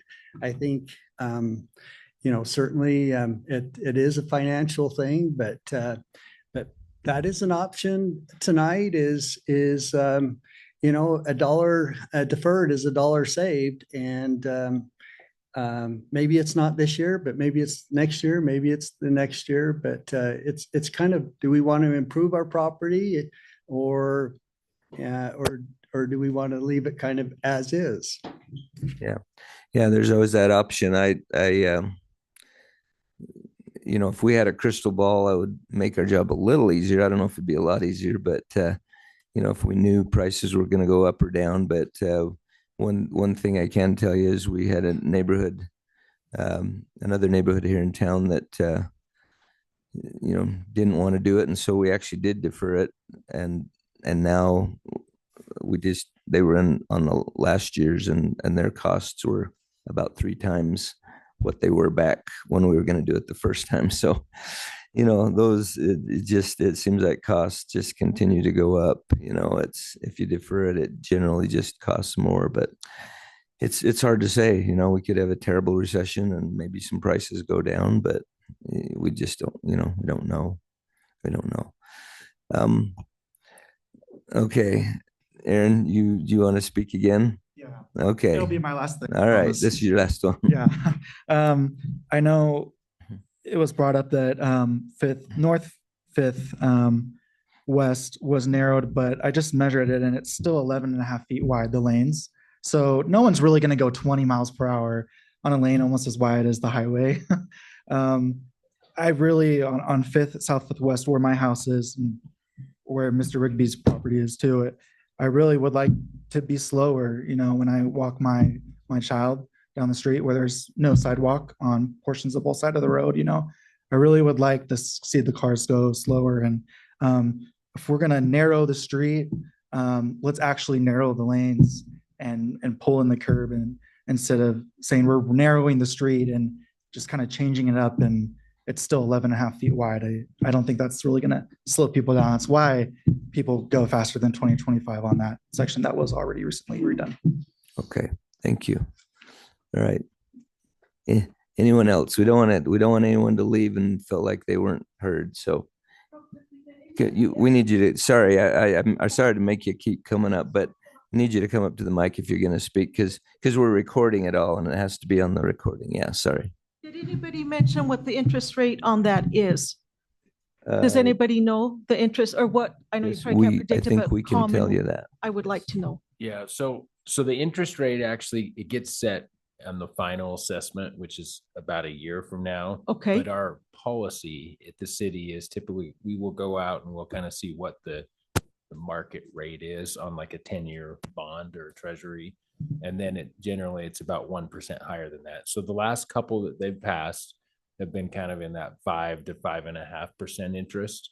Okay. And that is one thing that I know the city council's been discussing, is whether to lower that even more to make that helpful to the citizens. So typically like probably 5% interest on that amount. You're probably when we gonna get be it right around that 5%. And then you guys said but it was could like be lower. maybe a year out from when it's done or whatever, that you have to start making this payment, go from there. Yeah, and so Okay. so what happens is once it's done, we send you kind of the final amount, and then Okay. you have generally 30 days or so that you can come in and you can pay it. And then one of the options is you can finance it and pay it on a yearly basis over 10 years, and you wouldn't Okay. pay that first payment for another year. Okay. Or if you have a utility billing account and you're like, hey, I want to spread it out on a monthly basis, then Oh. you would start paying that really the next month or 2 months later, and we would divide it up over the whole year. Added to your utility bill. So it's not just, okay, that's what I need. Thank you very much. Okay. All right. Thank you. Yes, sir. Come on up.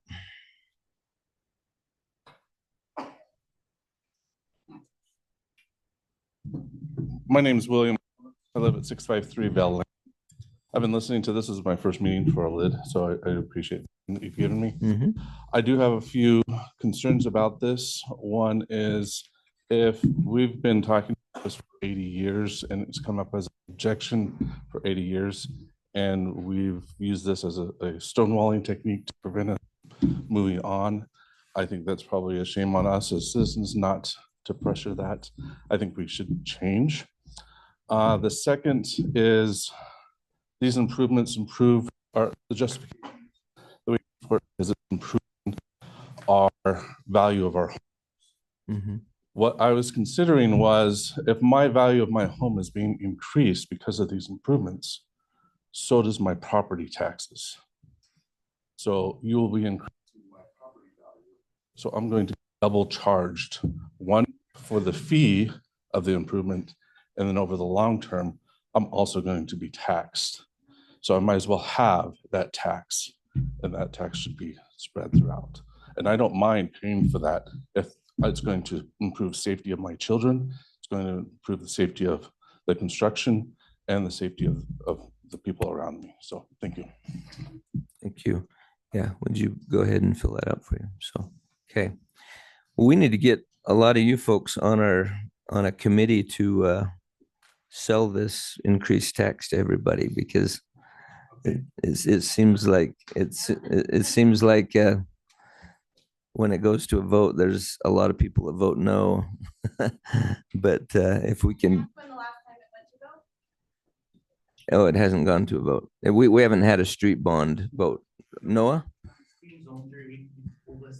Back in early 2000, this was tried and only got 25% vote. Oh, sorry, it has gone to a vote. That was before I was involved, so I didn't remember. But Hey, Mayor, can I just add something on that too? Just for a little information on overriding. Please do. And Noah is right. When I'd worked for the city about 20 years. When I first started, they did actually try to pass a bond specifically for streets. I don't think it was specifically for sidewalks, curb and gutter. It was more to address streets more promptly than we could. But if you are going to look into an override on the budget, you have two options. You have one that's what they call a 2-year override. So you're basically putting it in really more temporarily to address something. And then you have what's called the permanent override. And for that to pass, it is what they call a 2/3 majority. And so you'd have to have, 67% of the people basically say, yeah, we're in favor of it. And so, yeah, just so you have some context on that. Mayor, just quickly, we're getting a little spread out. I'm just looking at for the sake of the record. I think we need to make a final call for any more comments, and then close the public hearing, and then through deliberation, kind of go into more of these things if we want to, but just kind of keep the records separate there. And so rather than have a back and forth and people speaking from their seats, let's take a final call for any last comments and then close it and move into deliberations. Okay. All right. Thank you. Thank you. Yes, go ahead. Hi, so my name is Rachel Mullins. I live at 649 Nina Drive. I'm not in this LIDS, but I think our neighborhood is going in with the next one. I'm not very good at speaking, but I'm also not a native of Rexburg. I am now. We chose to live here. We love it here. A lot of you maybe grew up here, maybe generations of you have been here. Probably not very many, actually, I'm guessing. Maybe, right? But Mayor, you keep talking like taxes is a 4-letter word, a bad word. It's not 4 letters, but it's not one of those bad words. There are many cities. There are many cities that are much cheaper than Rexburg. I would rather my taxes go to Rexburg, where we live, where my daughter is going to be going to school very soon, than going somewhere else where we don't see it. Like DC, I'm talking about federal taxes, even state taxes. I like Idaho. We don't mind helping our neighbors. We don't mind beautifying our city. We don't mind putting in new sidewalks and making sure all the infrastructure is great. There are very, very cheap places to live where I'm from in the Midwest. My family moved out of Gary, Indiana. Most of you have heard of Gary. It's very cheap. The taxes are very low there. Most of the taxes are going for not infrastructure, for other things. We don't mind having higher taxes when it takes care of our people and our neighbors. So when we keep talking about taxes, we being the lowest, I didn't choose Rexburg because it was the lowest taxes. We chose it because of the community and really like our neighborhood. So that's what I think a lot of the consensus of everybody that's against this, we're not against beautifying Rexburg. We love it. We don't mind paying for it, but not when it's 10,000, 20,000, 10 LIDS from now, it's going to be 20,000. It's not getting cheaper. Right. So I'm not very good at speaking. I'm sorry, but I wanted to say that we're not against paying for our neighbors and paying for our city. We love it here. We want it to be great for a long time. So thank you. But yeah. Yeah, we appreciate that. And I agree with you. I'm the same way. If there were a street bond that came up, I would vote yes, just because of all of those reasons that you all have expressed. Unfortunately, as Noah alluded to, the last one we ran got 25%, and it has to have 67 and 2/3 to pass. Not a bond. Well, that's kind of the same thing, really. It's added to your tax bill, really, is what it is. So it's kind of the same thing. So I get what you're saying. I totally do.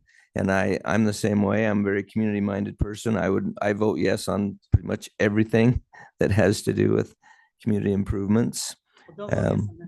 What's that? Oh, that was a good one. Okay. Okay, thank you. You know what? We appreciate all your comments, and we really do get it. I mean, we know it's a ton of money, and we're just trying to do everything we can to figure out a way to make it as affordable as possible. And when we have our limitations, unfortunately, so we're just trying to work within those limitations. But anyway, let's, as City Attorney Rammel said, we'll make a last call. This is the last call. Is there anyone else who would like to speak? Okay, hearing none, we will consider this public hearing closed, and I will open the dais up for discussion and debate. Is there anyone that would like to make any comments before we go to a vote? I would. Yes, go ahead. So I have already said, since I've been on the council, that I disagree with the way that we do our LIDs. But there's just a couple things I'd like to say. So the reason that has been cited to me over and over for the reason that we do it this way is because, like has already been said tonight, that it's because it benefits the homeowner. But I guess I just have a disagreement with that idea, because the reason that we have taxes in a city is so that we can subsidize things that everyone uses. So I don't see the sidewalk as anything different than the other things that we subsidize. I don't walk on my sidewalk hardly ever. My community walks on it. So, and I pay for things that I don't use, that other people use in the city. And I am fine with that, because that's what a community is. So I don't see it as anything different. We do not have to raise taxes. That is actually not true. We set the budget. We pick the priorities. The part of our budget that comes from LIDs is a pretty small portion. I do understand that we would have to change other things, but it is not impossible to change the way we do it with the money that we have. We would just have to reallocate. We have a $9 to $11 million streets budget every year, and we have a carryover. Now, I understand, I've talked to Matt about this several times. We do not get to use all of it the way that we would like to. Some of it is earmarked, but we have a big streets budget. We also have a general fund, and we have other things that we could cut or change if we wanted to. We have that choice. We set the budget. So it's disingenuous to say it's impossible, because it is not.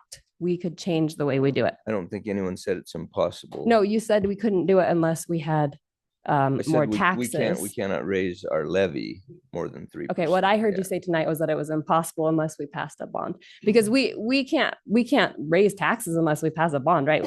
We already are maxed out at what we can take in property taxes, and that's the part of taxes that we control. So the only option we have is to do the bond. I heard you say it's not possible without doing the bond. I'm just saying it is possible. We would just have to change the way we do things. So that's what I would like to do. I am not comfortable giving people a $15,000 bill. I think that a lot of people just can't afford that. So that's the way I feel. Okay.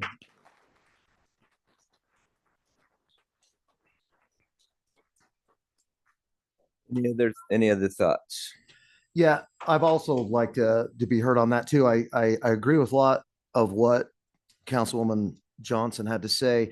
my wife and I have built a couple of houses in Rexburg and bought a couple others. We've moved around, but we always seem to be sticking around in here because we love it. But my wife grew up living outside of town, and I've always lived inside of town. And so when we decided where we were going to build, I was really pretty insistent that we build in town. I didn't want to have to mess with putting in a well and dealing with the upkeep or a septic system and all that other stuff. And so I agree that the curbing and the gutters at least need to be covered through the city. And I'm open to working with Councilwoman Johnson on trying to figure out budgeting for maybe even sidewalks, because I think that two reasons. One, as a community, we're in it together. The community takes care of the roads, and I see the gutters and the curbs as part of the road. And secondly, because as we look at the cost of this, I feel comfortable advocating for increased funding, however we can do it, and having the city shoulder that, or collectively the city shoulder that, rather than these pretty darn high numbers I'm seeing on this spreadsheet.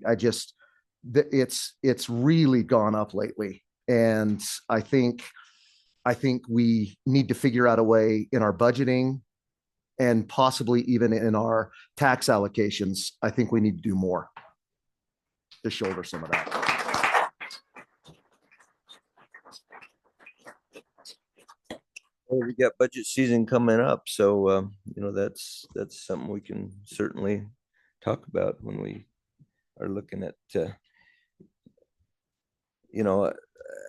and it's totally up to you guys. That's what you're here for. The only thing I'll point out is, we usually, we set our budget and then we're usually about $2 million over budget. So then we have to figure out what we're going to cut out. And, it just depends on what you want to cut out, I guess. And as Mr. Grant says, if we want to, not do parks and trails, or if we want to not do some of those other things and we want to put it into streets instead, that'll be up to us to decide, when we're in our budget meetings. So, there you go. But Mr. Mayor, I certainly, none of us like increased taxes. We don't like to. We don't like it when we're asked to pay our portion in an LID such as this. The problem comes in the a couple of situations. One, we're limited on what we can raise taxes because of the legislature and the fact that we do have a low levy rate. So that limits that. So what it means then is that we've got to reallocate funds if we're going to put more towards streets and curb and gutter and sidewalk. Then we've got to make some difficult decisions about what services we're going to have to eliminate to be able to move those funds into other places. And that's where it becomes very difficult, is deciding which services we want to limit or eliminate. And that's where during the budgeting process, we've got to get really down to brass tacks. And if we can identify some areas where we can, some things we can do without in the city, then I'm all for reallocating those funds there. Now, the problem, again, I'm sorry, I'm just kind of raving here, but the problem is that there's so many of the dollars that flow into the city that are earmarked for specific purposes, and we can't reallocate those into city streets. So it makes it even that much more difficult. So I'm all for looking at a different way of funding these types of improvements. I don't know how we can do it in a more equitable way than an LID is. I know that's hard for people to understand because they're having to stroke a check or borrow money against their home. But it's more directly, the cost there is more directly attributed to the individuals who are benefiting. At least that's the purpose. That's the reason for the LID. It's the philosophical approach to equitable taxation, I guess, as you would put it that way. So as far as I'm concerned, until we are able to make some of those tough decisions and decide what services we're not going to provide in the city, I'm going to have to support the process of LID as it sits.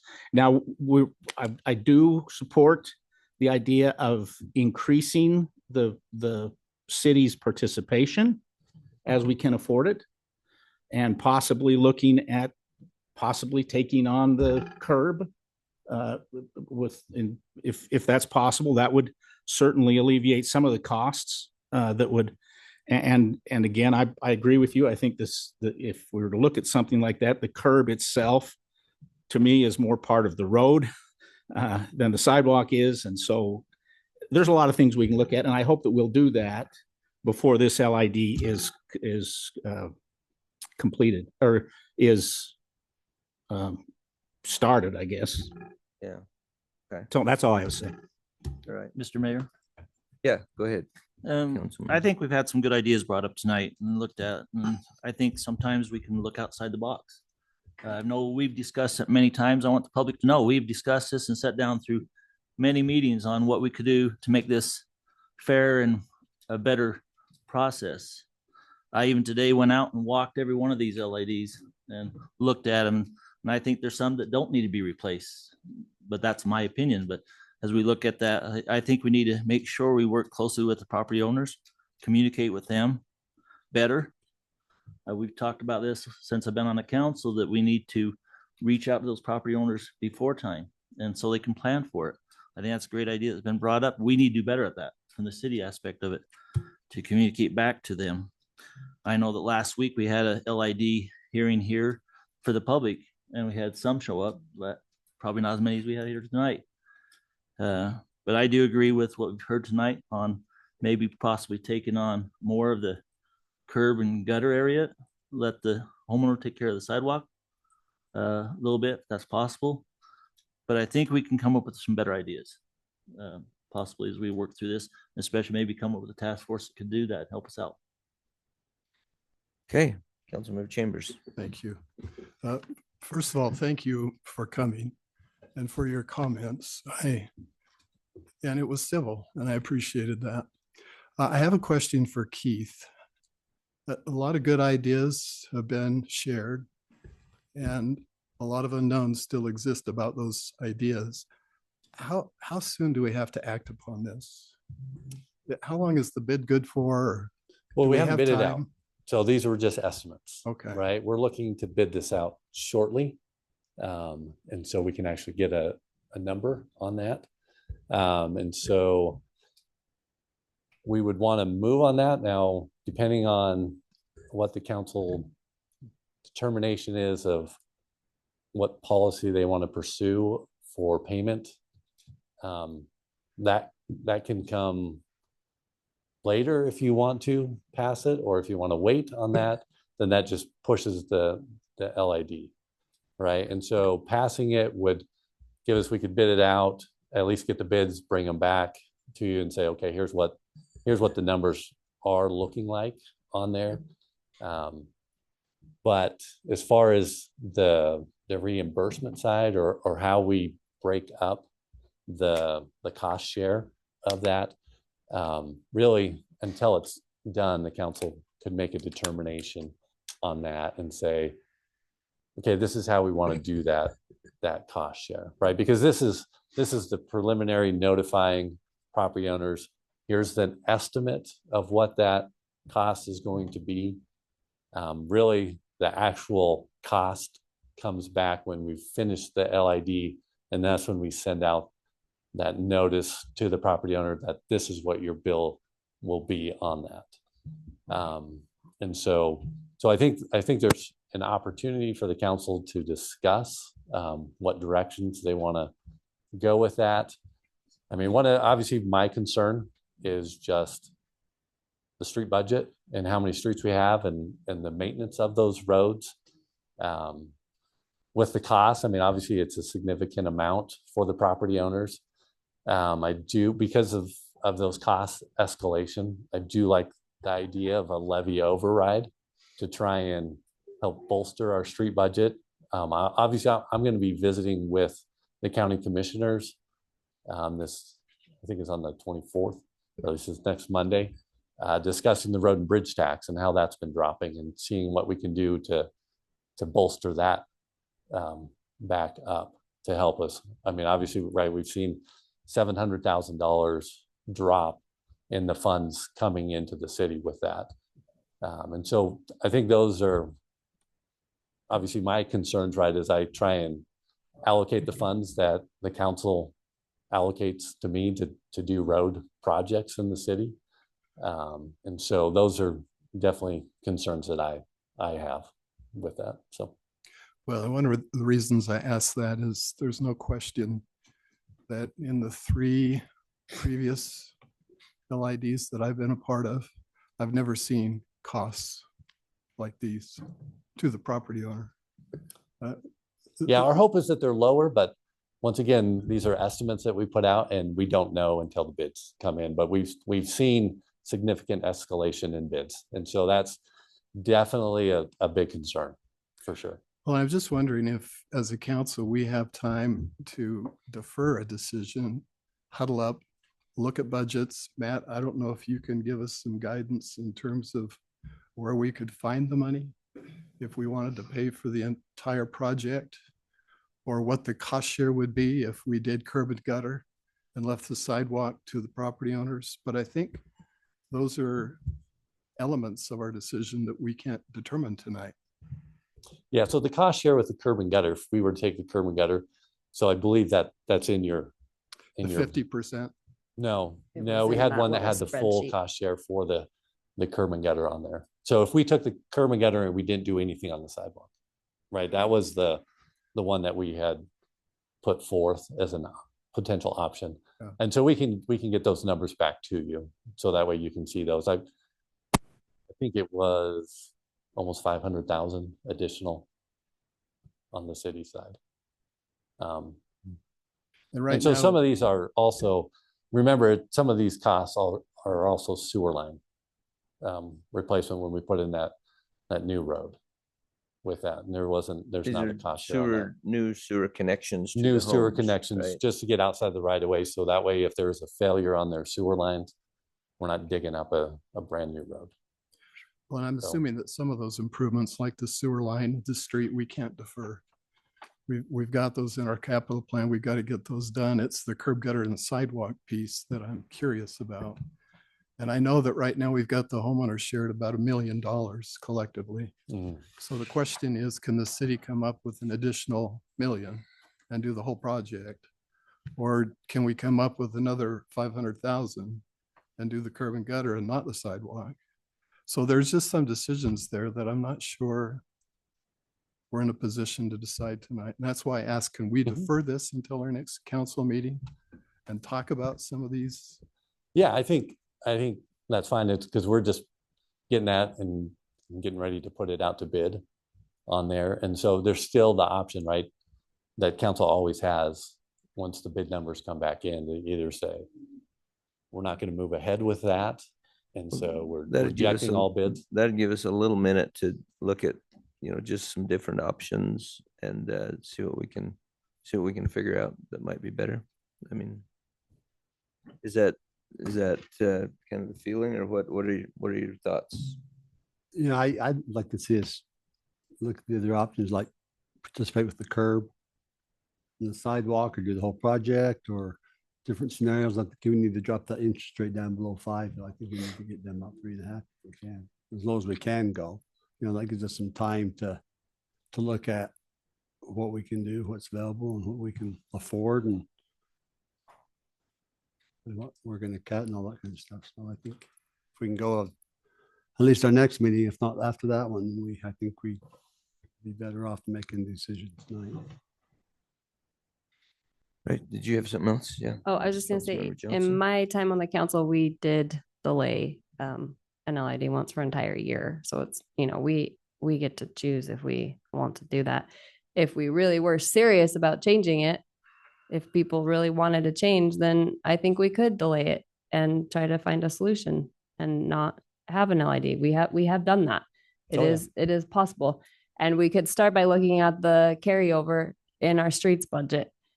We could look at that. We could see, because I know Keith's going to disagree with me, but sometimes I think we have too many more projects than we can do in a year. Doesn't happen every year, but we have such a small season when we can work on roads that sometimes I think we earmark more money than we can use in a year. So we could start with our streets budget, look at that, then we could look at other things. So we don't have to do an LID in a year. We get to choose that. I think sometimes we forget, but as the council, we actually choose. So yeah, that's Mr. Mayor, I would support a delay. I don't know. I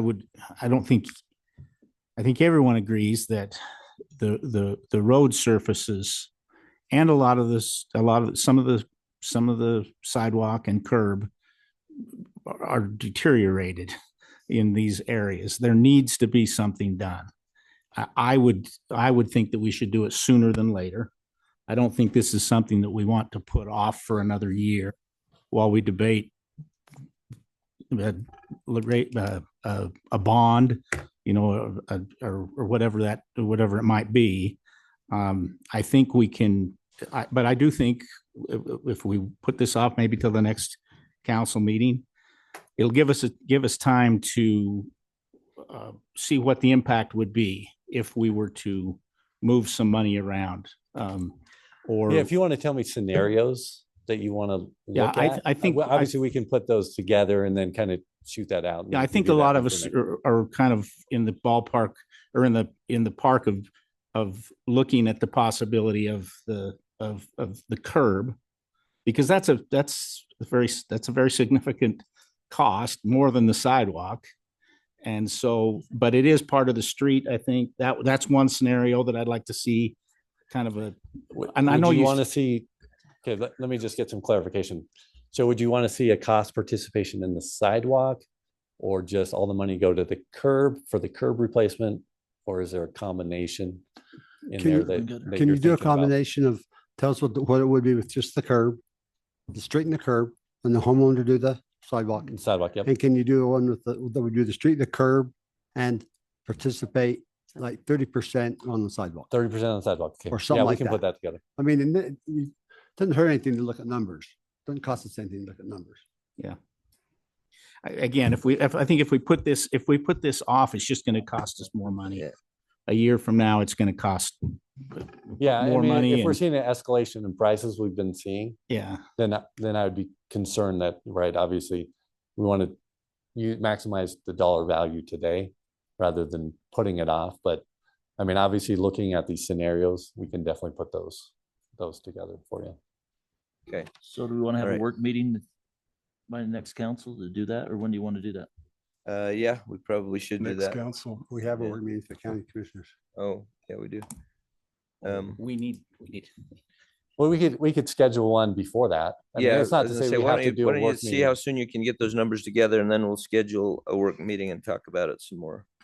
And that way we can have the numbers and yeah, it figure won't out take what us we long want. to put those numbers together.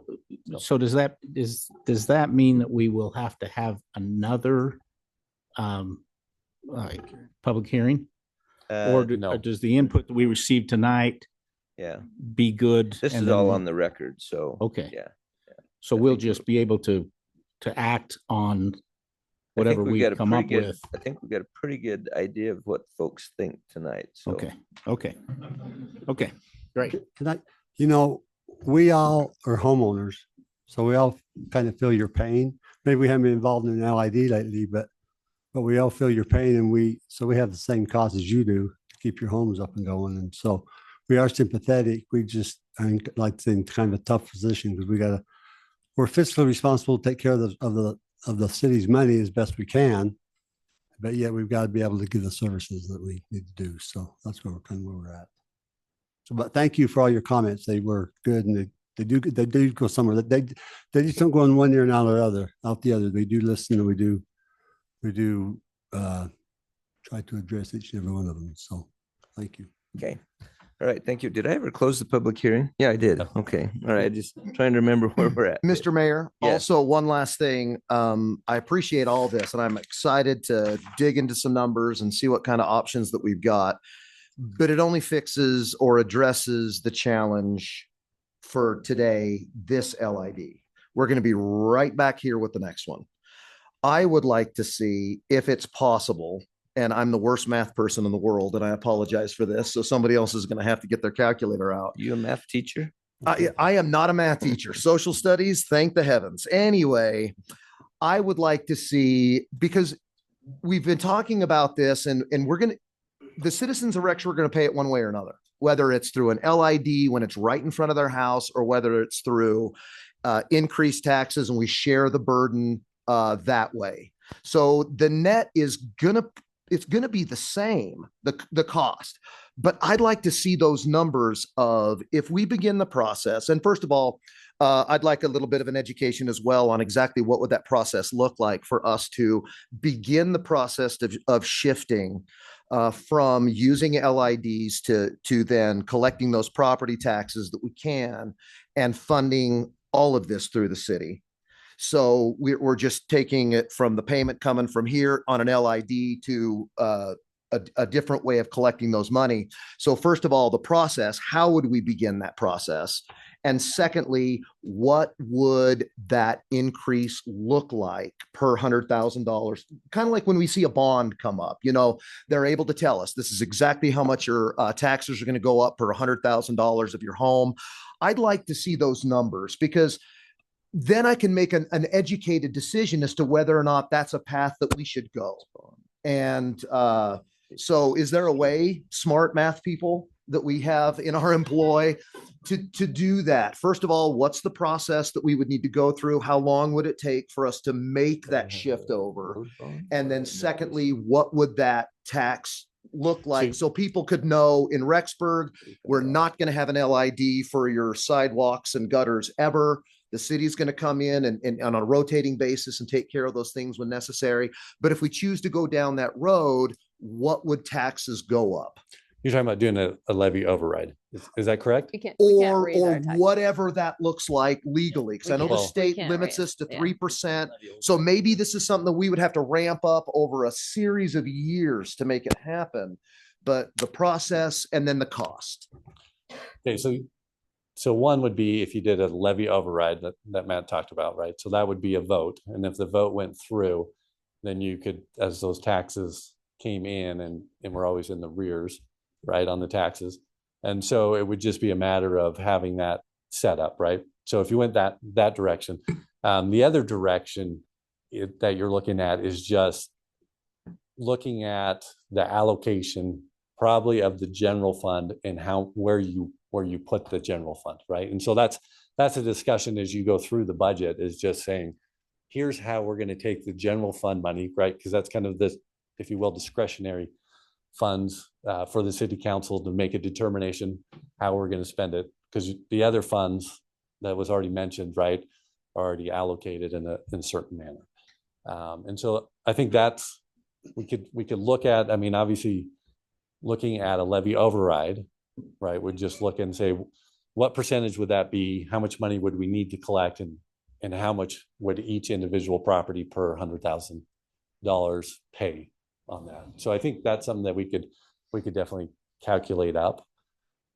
The other one is more just looking at the general funds and where do you want to cut in order to put additional, or the other option is just doing less streets, right? Those are kind of where you follow, I would imagine, with that. So how did then the other cities around us, if we're one of 7 out of the 199 that use LIDs, how did the other guys get the increased tax revenue to not have to do that? Because I've seen the graph and we're really low, and that's wonderful. but we're also charging people a lot of money to do these specialized projects in front of their house too. So without knowing how they're pulling their money or what they're doing, it's hard to say. But if they have a higher tax rate, then obviously they have more money coming in that they can use for different aspects. Yeah, just to throw an example, Councilmember Reeser, I have a small little commercial lot down in Pocatello. It's just a tiny little, I don't know if it's even a quarter acre. It's just where we run the lawn spray trucks out of a little garage, and we pay in property taxes down there. We pay more than what I pay for the one we have here is an acre that we paid for the LID on a few years ago. It's $20,000, but we pay more for that little quarter acre lot down there in Pocatello in taxes yearly than we do for a 1 acre lot here in Rexburg. So how did Pocatello go about doing that then? Not that I want to They get don't- it as they don't high do as LIDs Pocatello, don't because get they're me collecting wrong, that but much more how did tax. Pocatello then, with the state legislature capping us at 3% a year, how did Pocatello get that up to where they could not utilize LIDs to fund? Yeah, they were at a higher rate They before the started cap. out higher. Yeah, it was higher Okay, so before they the were at a cap. higher rate before the cap. Yeah. So for us to be able to do anything like that, we would just kind of have to 3% a year, 3% a year, 3% a year We'll never get until there. we get to a rate They get, that we could do that. Is that what I'm understanding? but we'll never get there. Unless we override. Yeah, you would. We'll never I get mean, there. you would have to do a permanent Yeah, override. if we wanted to Right, do what it's they just did. their rate. Now, I don't want to get to their rate. Don't get me wrong, but, I'm just answering. I know, that I'm just saying, if we were to lower the LID shock cost to the individual homeowner, spread it out for everybody, we're obviously going to need some increased revenue. So we're paying it one way or another. So if we were to do a little bit of that, my question to you is not right now, but if we could find out what we would need to nudge our tax rate to be able to not have to do LIDs anymore, because I think that would also guide our decisions in the future. Because again, I worry the next time we come up with an LID, we're going to be right here again. We will have budgeted for everything. We won't have truly considered the cost of what could happen. And then when we do another LID, we get sticker shock looking at this going, oh my goodness, how in the world can we ask these people to pay this amount right now? And I think with that numbers, at least we'll know how to make a better decision looking forward, rather than just let's take care of this situation that we've got ahead of us. Does that kind of help what I'm looking for? And yeah, Councilman Reeser, I think it's worth noting for the record that we are uniquely in a unique circumstance where likely our largest property owner within city limits is tax exempt. Yeah. And so it makes us different than other municipalities that way as well. That is a challenge. We love it, but it is a challenge too that we have to work through. So yeah. So, Mr. Mayor, do you need a motion to defer or Yes, table? sir. I do. Would you entertain a motion? I would entertain a Hey, motion. at can I this time. just Oh, very quickly? Excuse me one second. And I'm sorry, before we take that motion, and I've conferred with our city clerk, and I think it's appropriate, I need to clarify for the record just a couple things before we take a vote even to table on this motion. And just a reminder, and I think it's good practice moving forward. So we did, and I commend the disclosures that were made and the candor made by the council members as to ex parte communications, as they would be put legally.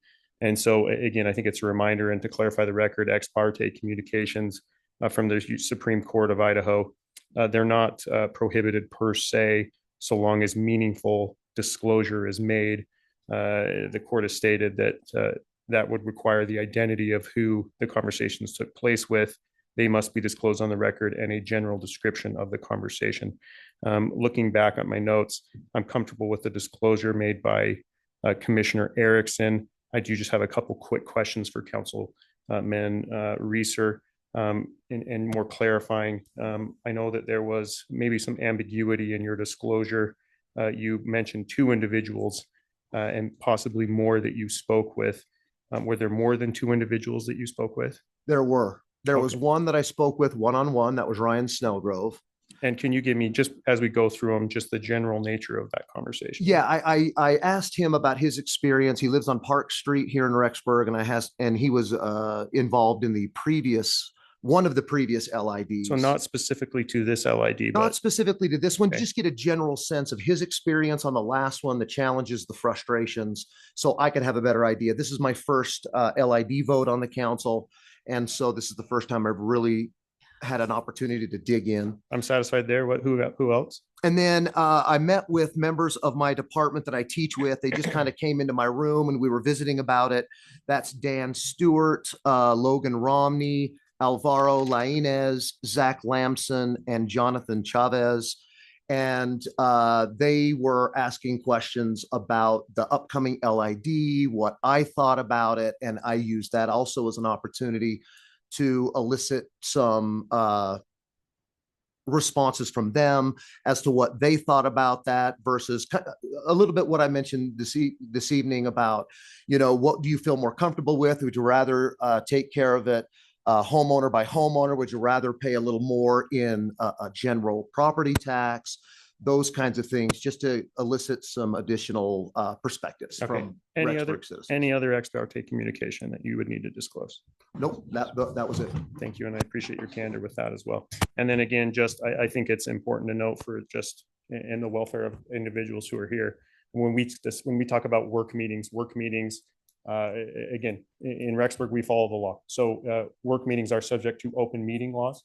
And so that work meeting would be an open meeting, open to the public. It's not necessarily a meeting where public comment is prohibited or invited at times. I think there can be some discretion there, but it's not a forum where you would have 3 minutes and ask for those things. It's more of a informal conversations. But again, those are on the record and open to the general public. So thank you, Mayor. Thank you for that legal advice. We appreciate that. Keeping us on the up and up here. Okay. I would Mr. entertain a motion at this time, then Councilmember Chambers, if you want to make one.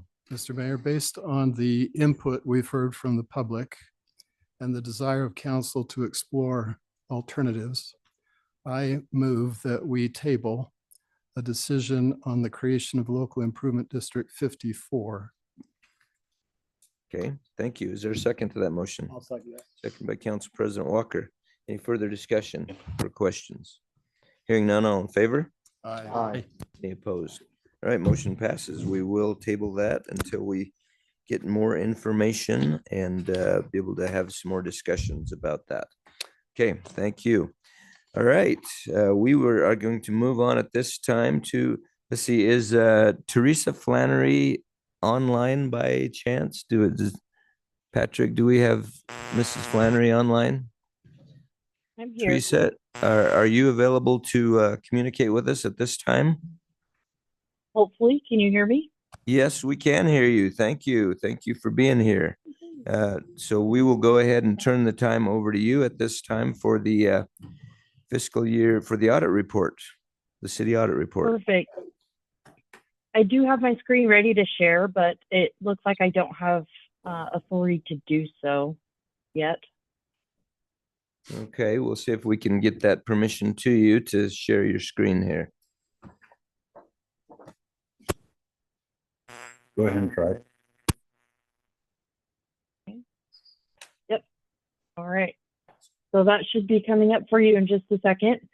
Now, we have gone over this report in the work meeting, so I will just be pointing out a few brief items for your information. Just starting out here, there are 3 parts of this that belong to the company, Rudd & Company, that did the audit, and the rest of it belongs to the city. So I'll start with that first one, which is our letter of the independent auditor's report.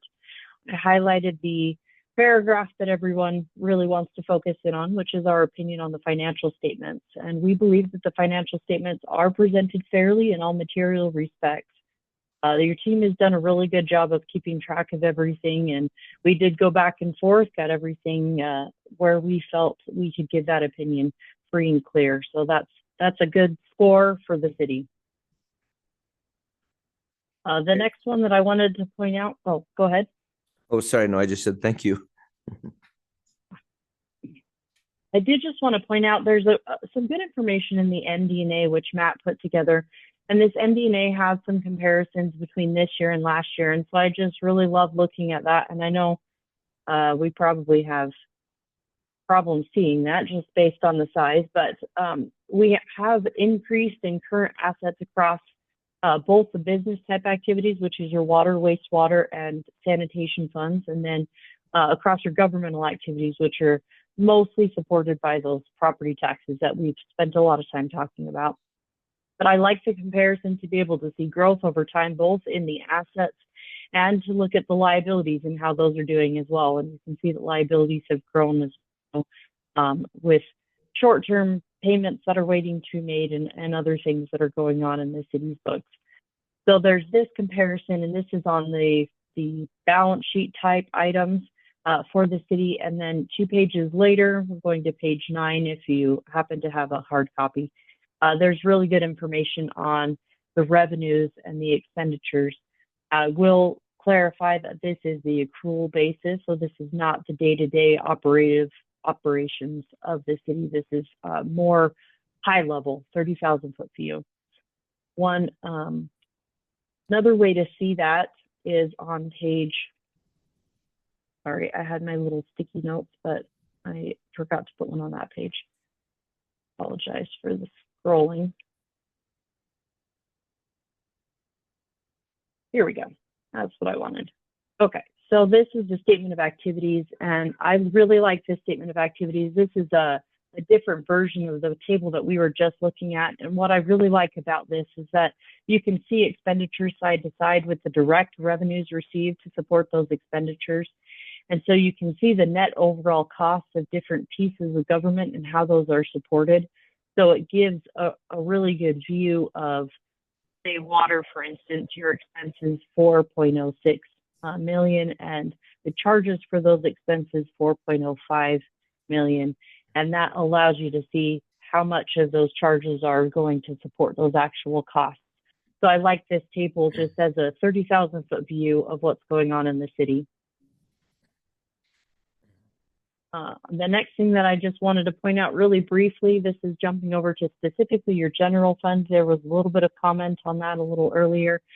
This general fund is really your flexible funding for the city. And by flexible, that's a very loose term, because usually the general fund has a lot of places that it's trying to go at the same time. So I like looking at this budget to actual comparison and seeing how much you intended to spend, how much you intended to receive, and then where those numbers actually fell for the year. And you can see the overall, the intent for the final budget amount was 1.3 million out of the coffers to be spent, 1.3 over what you were going to receive for the year. And the actual came in just under that at 1.0 or 1.1. And so the variance there, 292,000 compared with budget, which means you were under budget, which is required by the state requirements, and did a good job of managing where those expenses were. You can see even on your line items, those line items line up pretty well. And that suggests very highly that you've got good people in charge of setting those budgets and then watching over those budgets throughout the year. It's very important to watch over those budgets because setting it is definitely only step one of the process. The last pieces that I wanted to point out are those last 2 letters. I mentioned there were 3 that belong to Rudd & Company. So this is the second of those 3. This is reporting on the internal controls of the city. When we do an audit, we obviously can't look at everything. So we spend some time understanding how the costs and the revenues and everything flows through the organization. So for the city, we looked at, who's in charge of receiving, depositing, cutting checks, approving invoices. We look at all of those things. And then if we find anything that's glaringly concerning to us, this is the report that information would be in. And we already talked about it at the work meeting. There was one finding that we had related to just the COVID money that came in, and that COVID money came in pretty fast and pretty loose for a while there. And so that was budgeted to be used, didn't quite get used. And then because it wasn't used, just got missed in the proper reporting of that a couple of years ago. So we did fix that this year as those funds were finalized and were kind of cleaned up at the end. So that was just a minor thing that came up. And that was the only issue that we found in internal controls. So overall, that's a pretty good score for the city.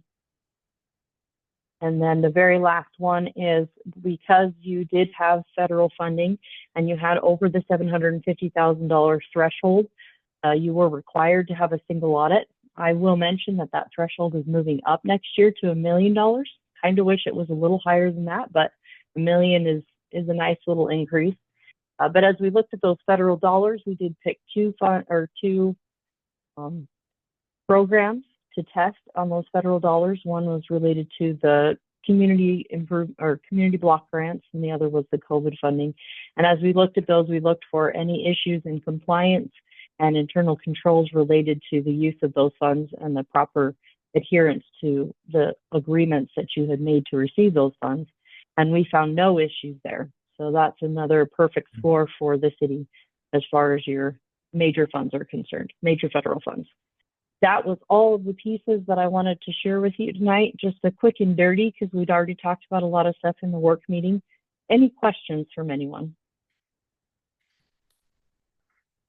Council, any questions on the audit report? Anyone have one? Apparently there are no questions, Teresa, so thank you very much for giving us that report. And we appreciate the thoroughness of your team, doing that audit and taking care of that for us this year. And we also appreciate our finance team that, as you said, works very hard to watch over the budget and try to make sure that we're not overspending and keeping it under control the best we can. So thank you, Matt, and your team. We appreciate that. And thank you, Teresa. Mr. Mayor. It was a pleasure working with the city. If I could, three of us were able to meet with Teresa the other day and went more in depth into the audit report.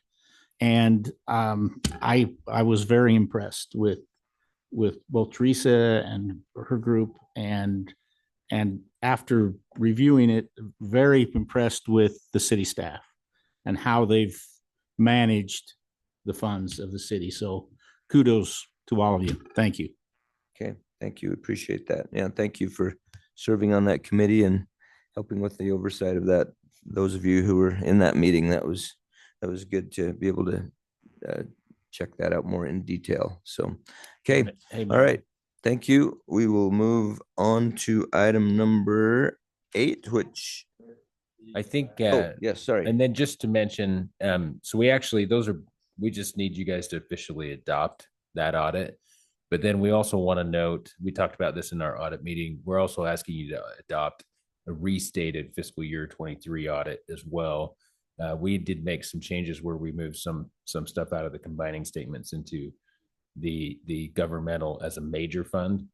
And so it's just mostly just in presentation what it changed. And so anyways, so we just ask that you have a motion to accept both those, the reinstated 23 and then the 24. All right. Well, so before we do that, is there any questions about that for Matt? Anyone have any questions? Okay. All right. Then, all right, we need a motion to approve the restated and reissued fiscal year 2023 audit at this time. Is there such a motion? Mr. Mayor, I so move. All right, thank you. Is there a second? I'll second it. Second by Councilmember Colin Erickson. Any further discussion?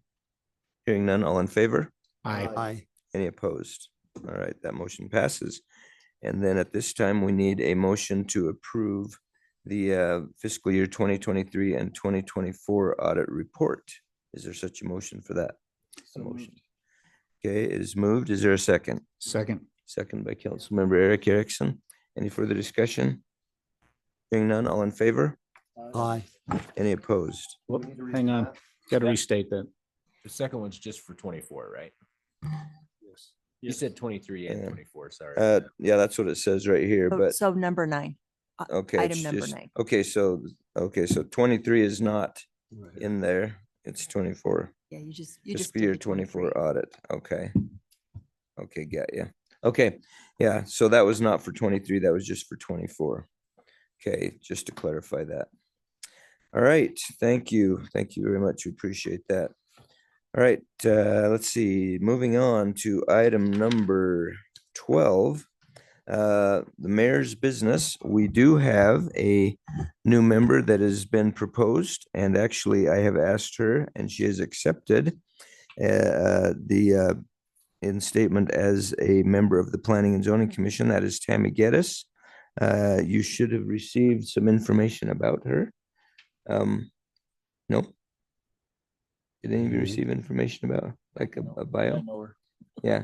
Yeah, It's been a while actually, so I don't know you because we talked to her quite a while ago. But so anyway, we need to ratify her as a member of that of the Planning and Zoning Commission. So if there's any discussion about that, you're welcome to do that. If not, I would entertain a motion for that ratification. I'll make that motion, Mr. Mayor, that we ratify Tammy Geddes as a member of the Planning and Zoning Commission.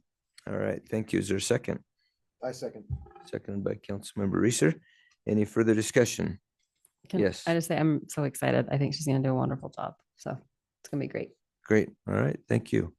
Okay, all in favor? Aye. Any opposed? All right, that motion passes and we will install her actually probably in the April 4th Planning and Zoning Commission meeting. Okay, item number 13 is items for consideration. We have a planning and zoning recommendation to approve a rezone at approximately 238 and 243 Ella Lane from medium density residential 1 to medium density residential 2. This would be designated as ordinance 12 or 1329 if the motion passes and considered first read. So Mr. Parkinson, enlighten us on this item, if you would please. Mayor, thank you, council members. This property is located out on Yellowstone Highway. It's called Yellowstone Heights. It is a project that started a few years ago. They came in, actually have a plat that is approved for, see, they have two 12plexes and a 12plex and a 6plex across Stella Lane on the other side. You can see on the map, the northern piece has not been built on. The southern one is complete at this point. What they are wanting to do is take this from MDR 1 to MDR 2 so they can take that second building on the north and put it to a 12plex, just add 6 more units to it. But to be able to do that, they need to take it up to an MDR 2 to be able to meet that requirement. And it was something they had discussed from the beginning, but they did not quite have enough acreage to make that work. So they wanted to get started. Now they're coming back and requesting this. This would also create an amendment to the plat that has already been approved because it's only approved for the 18 on that side. So they would then have to approach you about amending the plat. Staff has reviewed this. We meet the needs for sewer, water, other needs within that. The street has already been built out to state standards, so it meets those requirements. And staff would, well, P&Z has recommended it to you for approval. Okay, any questions about this particular property or this action? Alan, on the south side there's already a building there. So there's looking to do in the north. There's two buildings There there. are 2 buildings on the south. Each one of them is a 12plex. And they're condominiumized. Yes. And they want to build the 2 buildings on the north side, but they want to make it so they can put 2 12plexes on that north side. It's platted for 18 units. They want to go to 24. And that matches the south side property right there. Is that same number of units? The parking will actually be shared between the 2. They'll have a cross agreement to make sure that that is protected, but they have enough parking to meet the needs, not 100%. And then one other question on that. I know that we're trying to redo the sewer line coming in that right now. Is there enough capacity to handle this? Yes. Load that's coming in on that? Yes. Keith has reviewed it and says there's enough. Okay, any other questions? All right, if there are none, I would entertain a motion to move forward on this planning and zoning recommendation. Is there such a motion? Mr. Mayor, I move approval of ordinance number 1329 and to consider it first read. All right, thank you. Is there a second to that motion? I'll second it. Second by Council President Walker. Any further questions or discussion? Hearing none, all in favor? Aye. Any opposed? All right, that motion passes. We Mr. will- Mayor, Yes. just for your information, Alan, on that property out there, it looks like a street light is laying there on the ground. It's never been put up since they've done that property right next to the street. Maybe we could look in on that. I was out there today. They're just laying there and it looks like it's never been put on the concrete and put up. It would help out that and safety for out there. Yeah, would that be the contractor that's doing that needs to put that up? That wouldn't be If anything. it was never installed, it would be him. If it's been damaged since it was completed and accepted, then we would be. Oh, It appears to have just been sitting there the whole time. yeah, it doesn't look like it's ever been put up. Never been put right? up. It's just Yeah. been sitting there and no one's ever put that one up. Seems like there's a couple of those around town that I've noticed too. So, yeah. All right. Well, we'll follow up on that and check on it. Okay. All right. Let's move on to item number 13B, which is the authorization to go forward with a presentation. So this is just a presentation and an offer to purchase the property on Main Street from the Madison School District. So this would be a combination offer between the city, the county, and the Rexburg Urban Renewal. Right, Matt? Oh, go ahead. Yeah, you go ahead and Okay, yeah, that is correct. And I'll just Go run you forward through with it that. pretty quick here. And just so you guys know, this has been reviewed by Urban Renewal and they went ahead and made a motion to move forward. And of course, that would be contingent on the city being comfortable with it and then this Madison County after that. And if so, then we would take this proposal to the school district next month in their next meeting. So what it is, this is something that we've been working on for many months. As we looked at this, why would we want to be involved in this? We went back to some of the documents, the planning documents. And so we went and looked at Envision Madison. And some of the points from there were to help with jobs and economy, to help with infill and redevelopment. And one of the things that kind of was taken away, and if you know Envision Madison, that's probably the biggest effort we've ever had to get the input from our citizens and how they want to see the downtown and Rexburg develop and grow. And so this is one of the quotes: enhance our downtown through investment by encouraging businesses to locate there and by locating student housing near the area. And so if you're familiar, and we'll look at a picture in just a second. I mean, you guys are familiar with the 5+ acres that the school district currently has, where the old junior high was. And then of course, there's the green space behind it.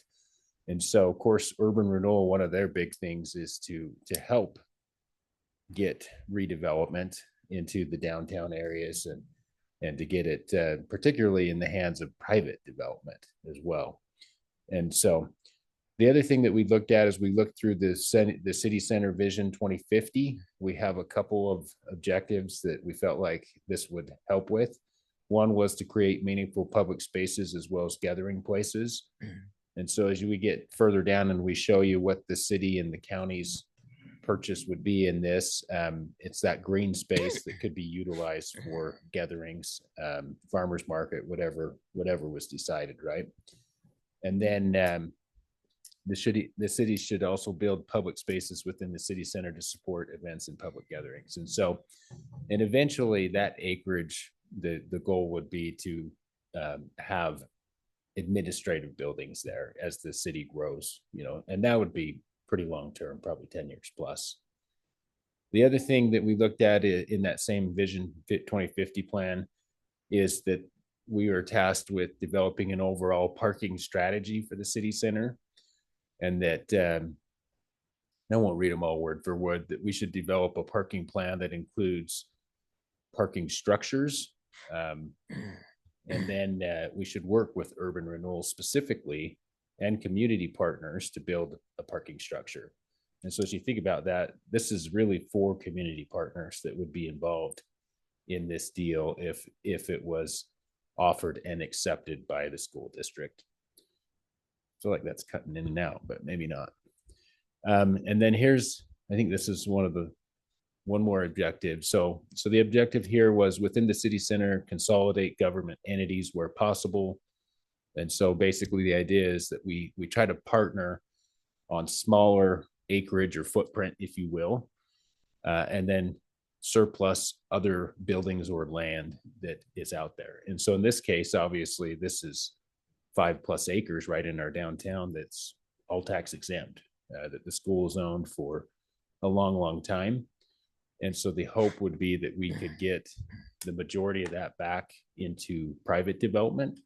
And we feel like this offer and partnering together with these public entities could make that happen. And then I think it's the last one is, just that we should sell. We should publicly sell, or we should make publicly owned parcels available and so to sell those. And so same concept, right? We're saying rather than have those 6 acres be off the tax roll, let's try to redevelop and get those into private development.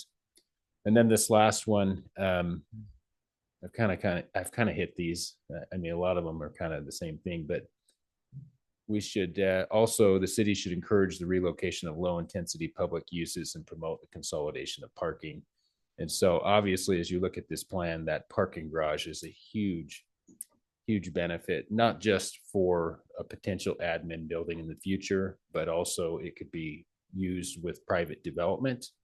And so instead of having multiple parking structures, right, you just build a bigger parking structure that's longer and taller, and there's cost efficiencies that come to the public and to the private when you do that. And then there's also benefits for overflow parking for like the Tabernacle, potentially helps improve overflow parking for the library. So we just feel like it's a great location for all of those aspects. So who's interested? We felt like this is in the interest of the general public, of course, the city, county, and Rexburg Urban Renewal. And hopefully number 5 on that list is the school district. And that's why we're making this proposal. So why are we trying to push this right now?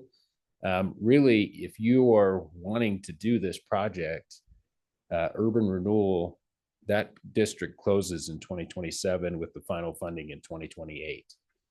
And so we're kind of where, if this is a priority and this is something that we want to do, we need to do it within the next few years. And so that's important to know and understand.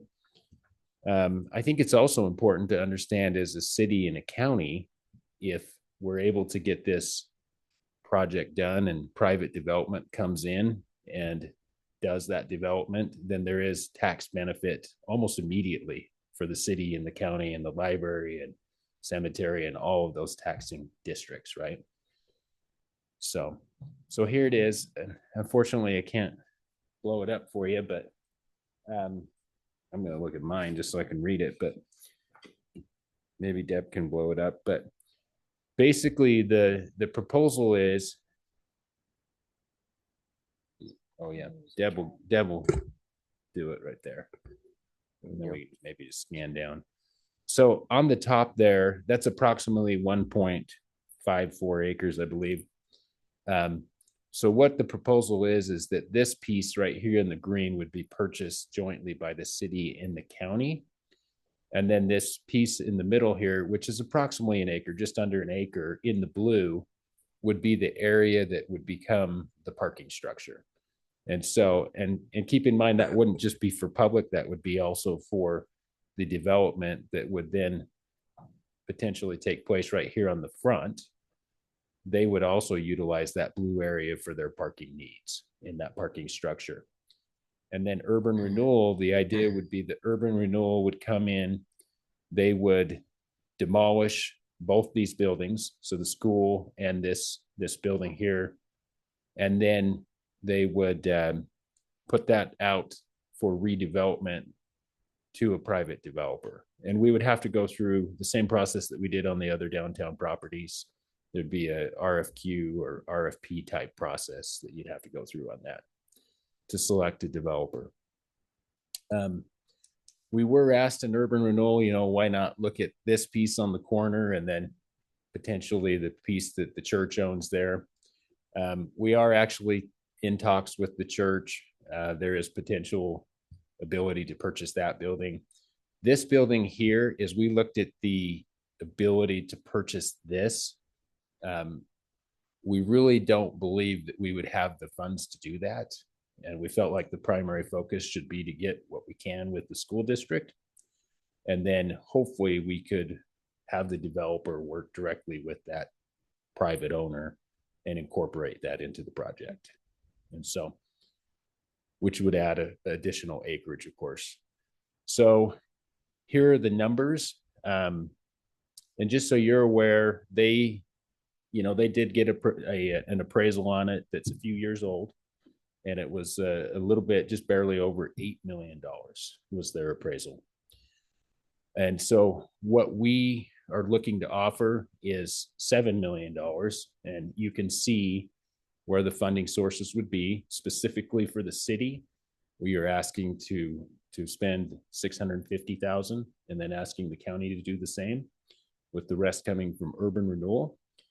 And then what we're asking the school district to do, because as you think about this, there's a lot of unknowns, right? We don't necessarily know if we can really demo that building for $950. We have had individuals that have tried to buy that property say that they've had bids in the $750 range. But our estimate is $950, but we would put a condition on it with the school district that they would be responsible to pay half of the costs, capped at $500,000. So, worst case scenario for the school district, they would receive $6.5 million. Yes. On the demo between urban renewal and the school district. We're not involved. No, not the city. Yeah, no. No, ours would just be the 650. So that is the offer that we would like to get your feedback on and know if we have your approval to move forward to the county level, I guess, next, and then eventually to the school. And then the other thing, I've had some people ask, what would the revenue source be to pay for this? So as you know, we've been saving for several years for a potential municipal building.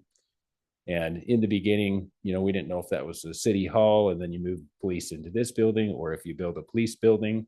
Obviously, we've made the decision to move forward on the police building. So we have been saving in there. And as I've looked at that, and I've said, well, what would be available in fiscal year 27? And I'm looking out a ways, right? Because that police building is going to be several years before it can be built and finished. And I think that we would be able to save approximately between that and the impact fund. So you have the police impact fund that can also go towards the police building. You would probably be, and then the other source, of course, would be selling off the police building if you built a new police building. So I think that you would have approximately 4 to 4.2 million, roughly. And then, of course, if you were to spend this money, you'd have approximately $3.5 million saved up that could go towards the police project. So hopefully that helps you understand the numbers. So we're just wanting your feedback and whether you are comfortable to give us an approval to move forward in this direction. Okay. Any questions or comments on this project? Mr. Mayor, this is a pretty ambitious project. And there's a lot of things that'll have to line up. Particularly the county's got a lot of irons in the fire, and I don't know how they come up with the money. Well, we've discussed this with them, and I think, I don't want to speak for them, but they seemed comfortable with that number. Yeah. And I should probably mention the way that we would approach this is we would go in more than likely with a lump sum up front with urban renewal, and then the school district would have some time, like there'd be some due diligence period, and then they could stay there for a certain period of time. And the amount for the city and the county could really be put into the budget for next October. So fiscal year 26. Yeah. And I think that's their intent to do as well.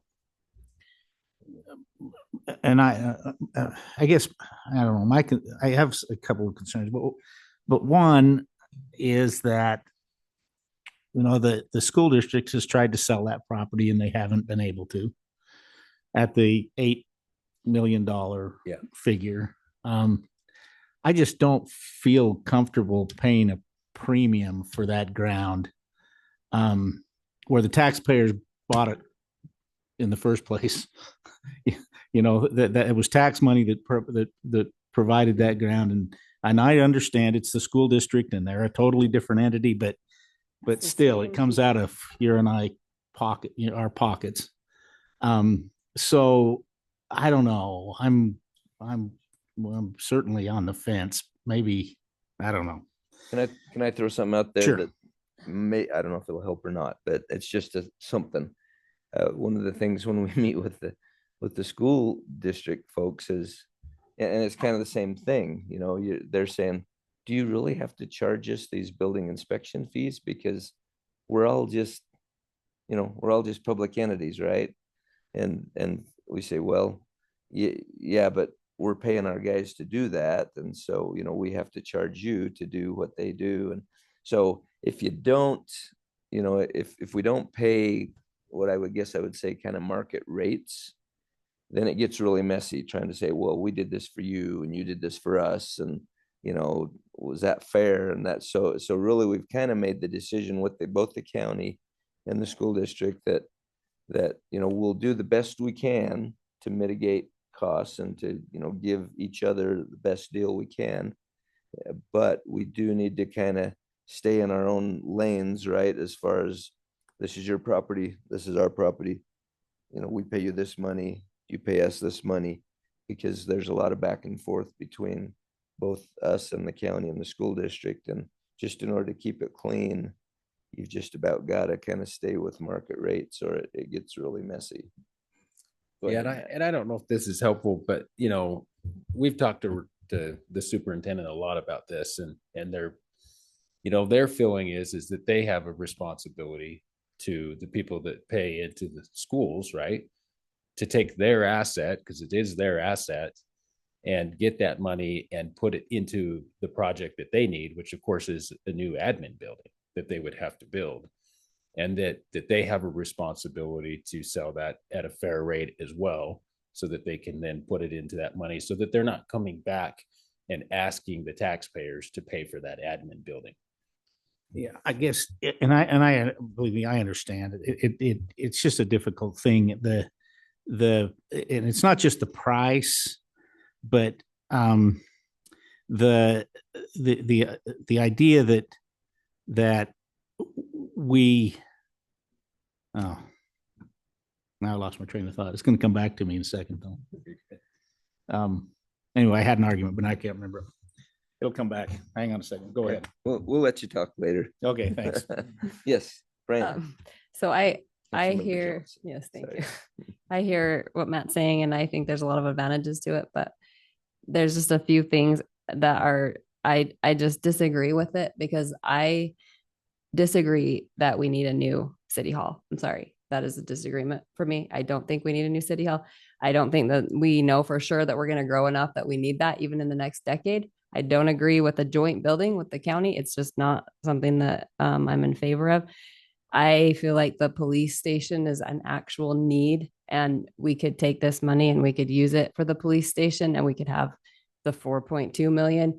And that's less money that we have to ask for a bond. And I think that will, that ups our chances of getting it passed. And I think that we need a police station far more than we need a joint building. And I understand what you're saying, but to me, I'm sorry, that land is overpriced. And I that's my opinion. I'm going to stick to it. So sorry, I disagree. Yeah, and it came to me. The idea that we're sort of, and I don't know how to put this any other way, but it's like we're taking on a sort of a liability here. Not a liability, but it's speculation that we're going to be able to get a developer to come in and develop all that property and sell off that front part. But the school district walks away with $7 million in cash in their pocket and they go off and build their new building, and we're here where we have bare land, and we're going to have to go out and probably if we go to this kind of a building, we'll have to probably pass a bond. There's just a lot of things that transfer some of that liability, I guess is what I put it, from the school district to the city and the county. So to me, that's just I don't know. That's one argument. I got a couple questions for you. What happens to the urban renewal money if we don't find, or they don't find, an important enough project or a proper way to spend it? Do we lose that? Does that money go away? No. So urban renewal, even after a district expires, and we called our attorney and ran through all these scenarios. Even after it expires, they can continue to own that land. And so if it takes a little longer, it takes a little longer. That would still remain an asset of them. And then when they do get that money, they can actually still put that into that project, which of course, the way that I look at it is there's really two ways for a developer to buy that. They can either come and they can say, here's the cash, and then we turn around and put the money into a parking structure, or they can come and they can say, hey, it makes a lot more sense for me because I have to already build a parking structure to just add the parking needs that you have. And so they could, the equivalent of 4.8 million gets you like 150 stalls if you want to put a dollar figure to it. And so, and then the advantage, right, for the city and the county is we don't necessarily have to build a joint building. This is big enough that we could have our own separate buildings. The big thing that makes that possible is that parking structure and the ability for urban renewal to build that parking structure. Because if we say, hey, we're not going to do this, and 10 or even 15 years later, we're like, okay, we need to do this now, then you're potentially on your own, both as a city and a county, to not only buy that ground at whatever rate that is, 10 to 15 years from now, but also buy the ground for the parking structure and also come up with the cost for that parking, which I can tell you right now, 150 stalls is probably close to $5 million to build. And so I think that's the opportunity that I think that you'd be missing. But yeah, we don't, and like I say, we don't have to build the same building. And our idea would be probably to build a common entry, because there's a lot of things we could share, but we would have separate and distinct buildings more than likely. But the idea is that, and I should pull the picture back up and show you this, but one of the other advantages of that particular piece of ground is it has bus lanes around it. And so as you think about developing a municipal building, whether it's city or county, you have the advantage that you can do on-street parking around basically both sides of that parcel, which to me is another huge advantage of that particular piece. Because if you're trying to buy another piece, that's just more acreage that you have to pay for. That's another building that you potentially would have to demolish, right? And so the reality is, I mean, if you're asking my financial or professional opinion about it, I think it's a great deal for the city and the county. And I think it's good long-term planning. Well, and that's really what we're looking at. We're not looking at anything there as far as city or county, anything in the near term. It's a long-term plan. And you know what Will Rogers famously said about land, they ain't making any more of it, right? And so it's an opportunity to be able to pick that up and be able to get, and this is what urban renewal does. That's really what they're in the business for, is to be able to get a hold of properties that are, you know, need an upgrade and need to be, because this is one of the things that would help us, you know, from all of the folks that were here tonight. You know, we're trying to figure out ways to get our budget up so we can afford to do things better. And this is one of those things that would help us, because if we can get a hold of that property, get a developer in there and build a nice big development there, then that would create some more tax revenue for us and be able to help us with the things that we need to do without necessarily, just raising more taxes. That's really the goal of urban renewal and redevelopment, is to create more tax revenue without raising taxes, right? You guys like that idea? I'm aware. Yeah, I like that idea. So, so anyway, I just feel like it's an opportunity that if we don't take advantage of it while it's available, we'll be for the next 50 years, we'll be going, gosh, we should have done that. Yeah, go ahead. Yeah, go ahead. Oh, I was just gonna say, but it is important to note that if private developer did buy that land, it would go back on the tax rolls too. So it's not dependent on us buying it. I think that's important to remember, is that it's going to go back on the tax rolls if a private developer buys it too. Yeah, that's true. The opportunity that we might lose is to have a parking structure there that's available for the tabernacle and for the library and all that kind of thing would be awesome. It would give us a downtown square that would be a lot more usable and serviceable. And, if a private developer comes in and buys it, then we basically, they just do what they want, right? I guess is what it comes down to. And we may lose the opportunity to be able to get that parking structure in there that we need. Mr. Mayor, so the urban renewal, I guess, is signed off on this. Robert, do you want to tell us what your deliberations were and how you came? Well, it was unanimous. Sorry. The Urban Renewal Board was unanimous in supporting this for the reasons that Matt has suggested. One, it's a great long-term planning tool to have that property set aside. We may not need a city hall in 15, 20 years, but eventually we will. And to get land at 650,000 where it's at is just a great deal. Parking garage. Plus, if you purchase or invest urban renewal in that frontage piece, that puts us in control of the type of development that goes there. And that to me is very appealing because we can pursue the highest and best use that will net the greatest amount of tax revenue. Yeah. There's a lot of benefits to it. Just to give you a little context, and honestly, I believe one of the reasons why it hasn't sold to private is it is a very large parcel. Yeah. And so as you think about trying to buy that much acreage and redevelop that much acreage, if you take like North Point, their whole development, North Point fits in this upfront orange area. And that includes their parking structure. And so it kind of gives you kind of a vision of how big of a development we're talking about here. And so I don't know if that helps, but it's not like it's a little piece for a developer to take on and build. I mean, North Point's valued over 30, it's like 30 something $30 million, its valuation. And so, I mean, this could potentially be a $30 to $50 million valuation. Mr. Mayor? Yes. I like the idea of getting this and developing it on Main Street and having that development. I am on the fence on some of is this going to take away from our police department? Is this going to take away from that goal of getting our department, police department up and running where it needs to be?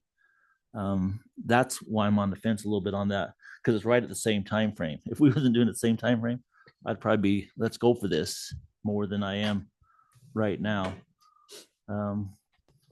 When we first looked at this, I thought it was gonna be a lot more. 650,000 is out of what we have is not is a huge amount, but not as much as I thought it was gonna be. Yeah. So. Yeah, I don't think it'll make or break. No. The police. Yeah, that's why I was saying department about it's not as big as I thought it was gonna be. I thought it was gonna be several million for this property down there compared to 650,000. So on the fence a little bit. Mr. Mayor, I think the 650,000 is a great deal. I mean, when you look at the whole project, I mean, I am a little concerned on if it'll affect the police department, but I think for $650,000, we're crazy not to do it. And I kind of have the same thing as Councilman Eric does. He, they can't sell them. We're stuck with that front part trying to sell it. And then like Matt said, looking at the whole project, looking at the whole property, that's a lot of property for one developer to buy. Maybe that front part will be more enticing to develop it. Well, and I mean, you can divide it up too, right? Like if we go out and we say, hey, we're going to try to sell the full 3.2 and you just can't find the developer that's willing to take on that much, you can put it into 2 parcels if that's what you want to do. Yeah. One thing I look at though on this property, you have a parking structure there. The developer is going to be a lot more wanting that front property. I mean, that's going to be huge to have the parking. You look over Boise, you look at all them that have the parking structure right next to the development. That's there. That's what Big they deal, want. yeah. It's a big deal. So That's the thing that is kind of the thing that sort of cements it a little bit, I think, is that, like you said, it's a big deal for the developer, and it's a pretty big deal for us to be able to have that public parking available. And it's pretty synchronistic because, if you've got businesses up here on this front part that are closed in the evening, then that parking becomes more available for events that are happening at the Tabernacle and things like that. So you got, you can kind of dual use your parking there. So there's a lot of advantages to being able to have that there.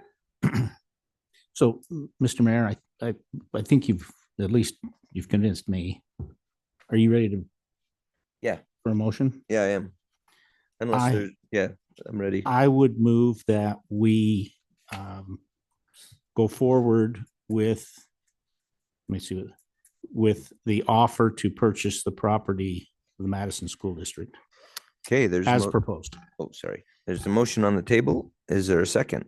I'll second it. Second by Councilmember Chambers.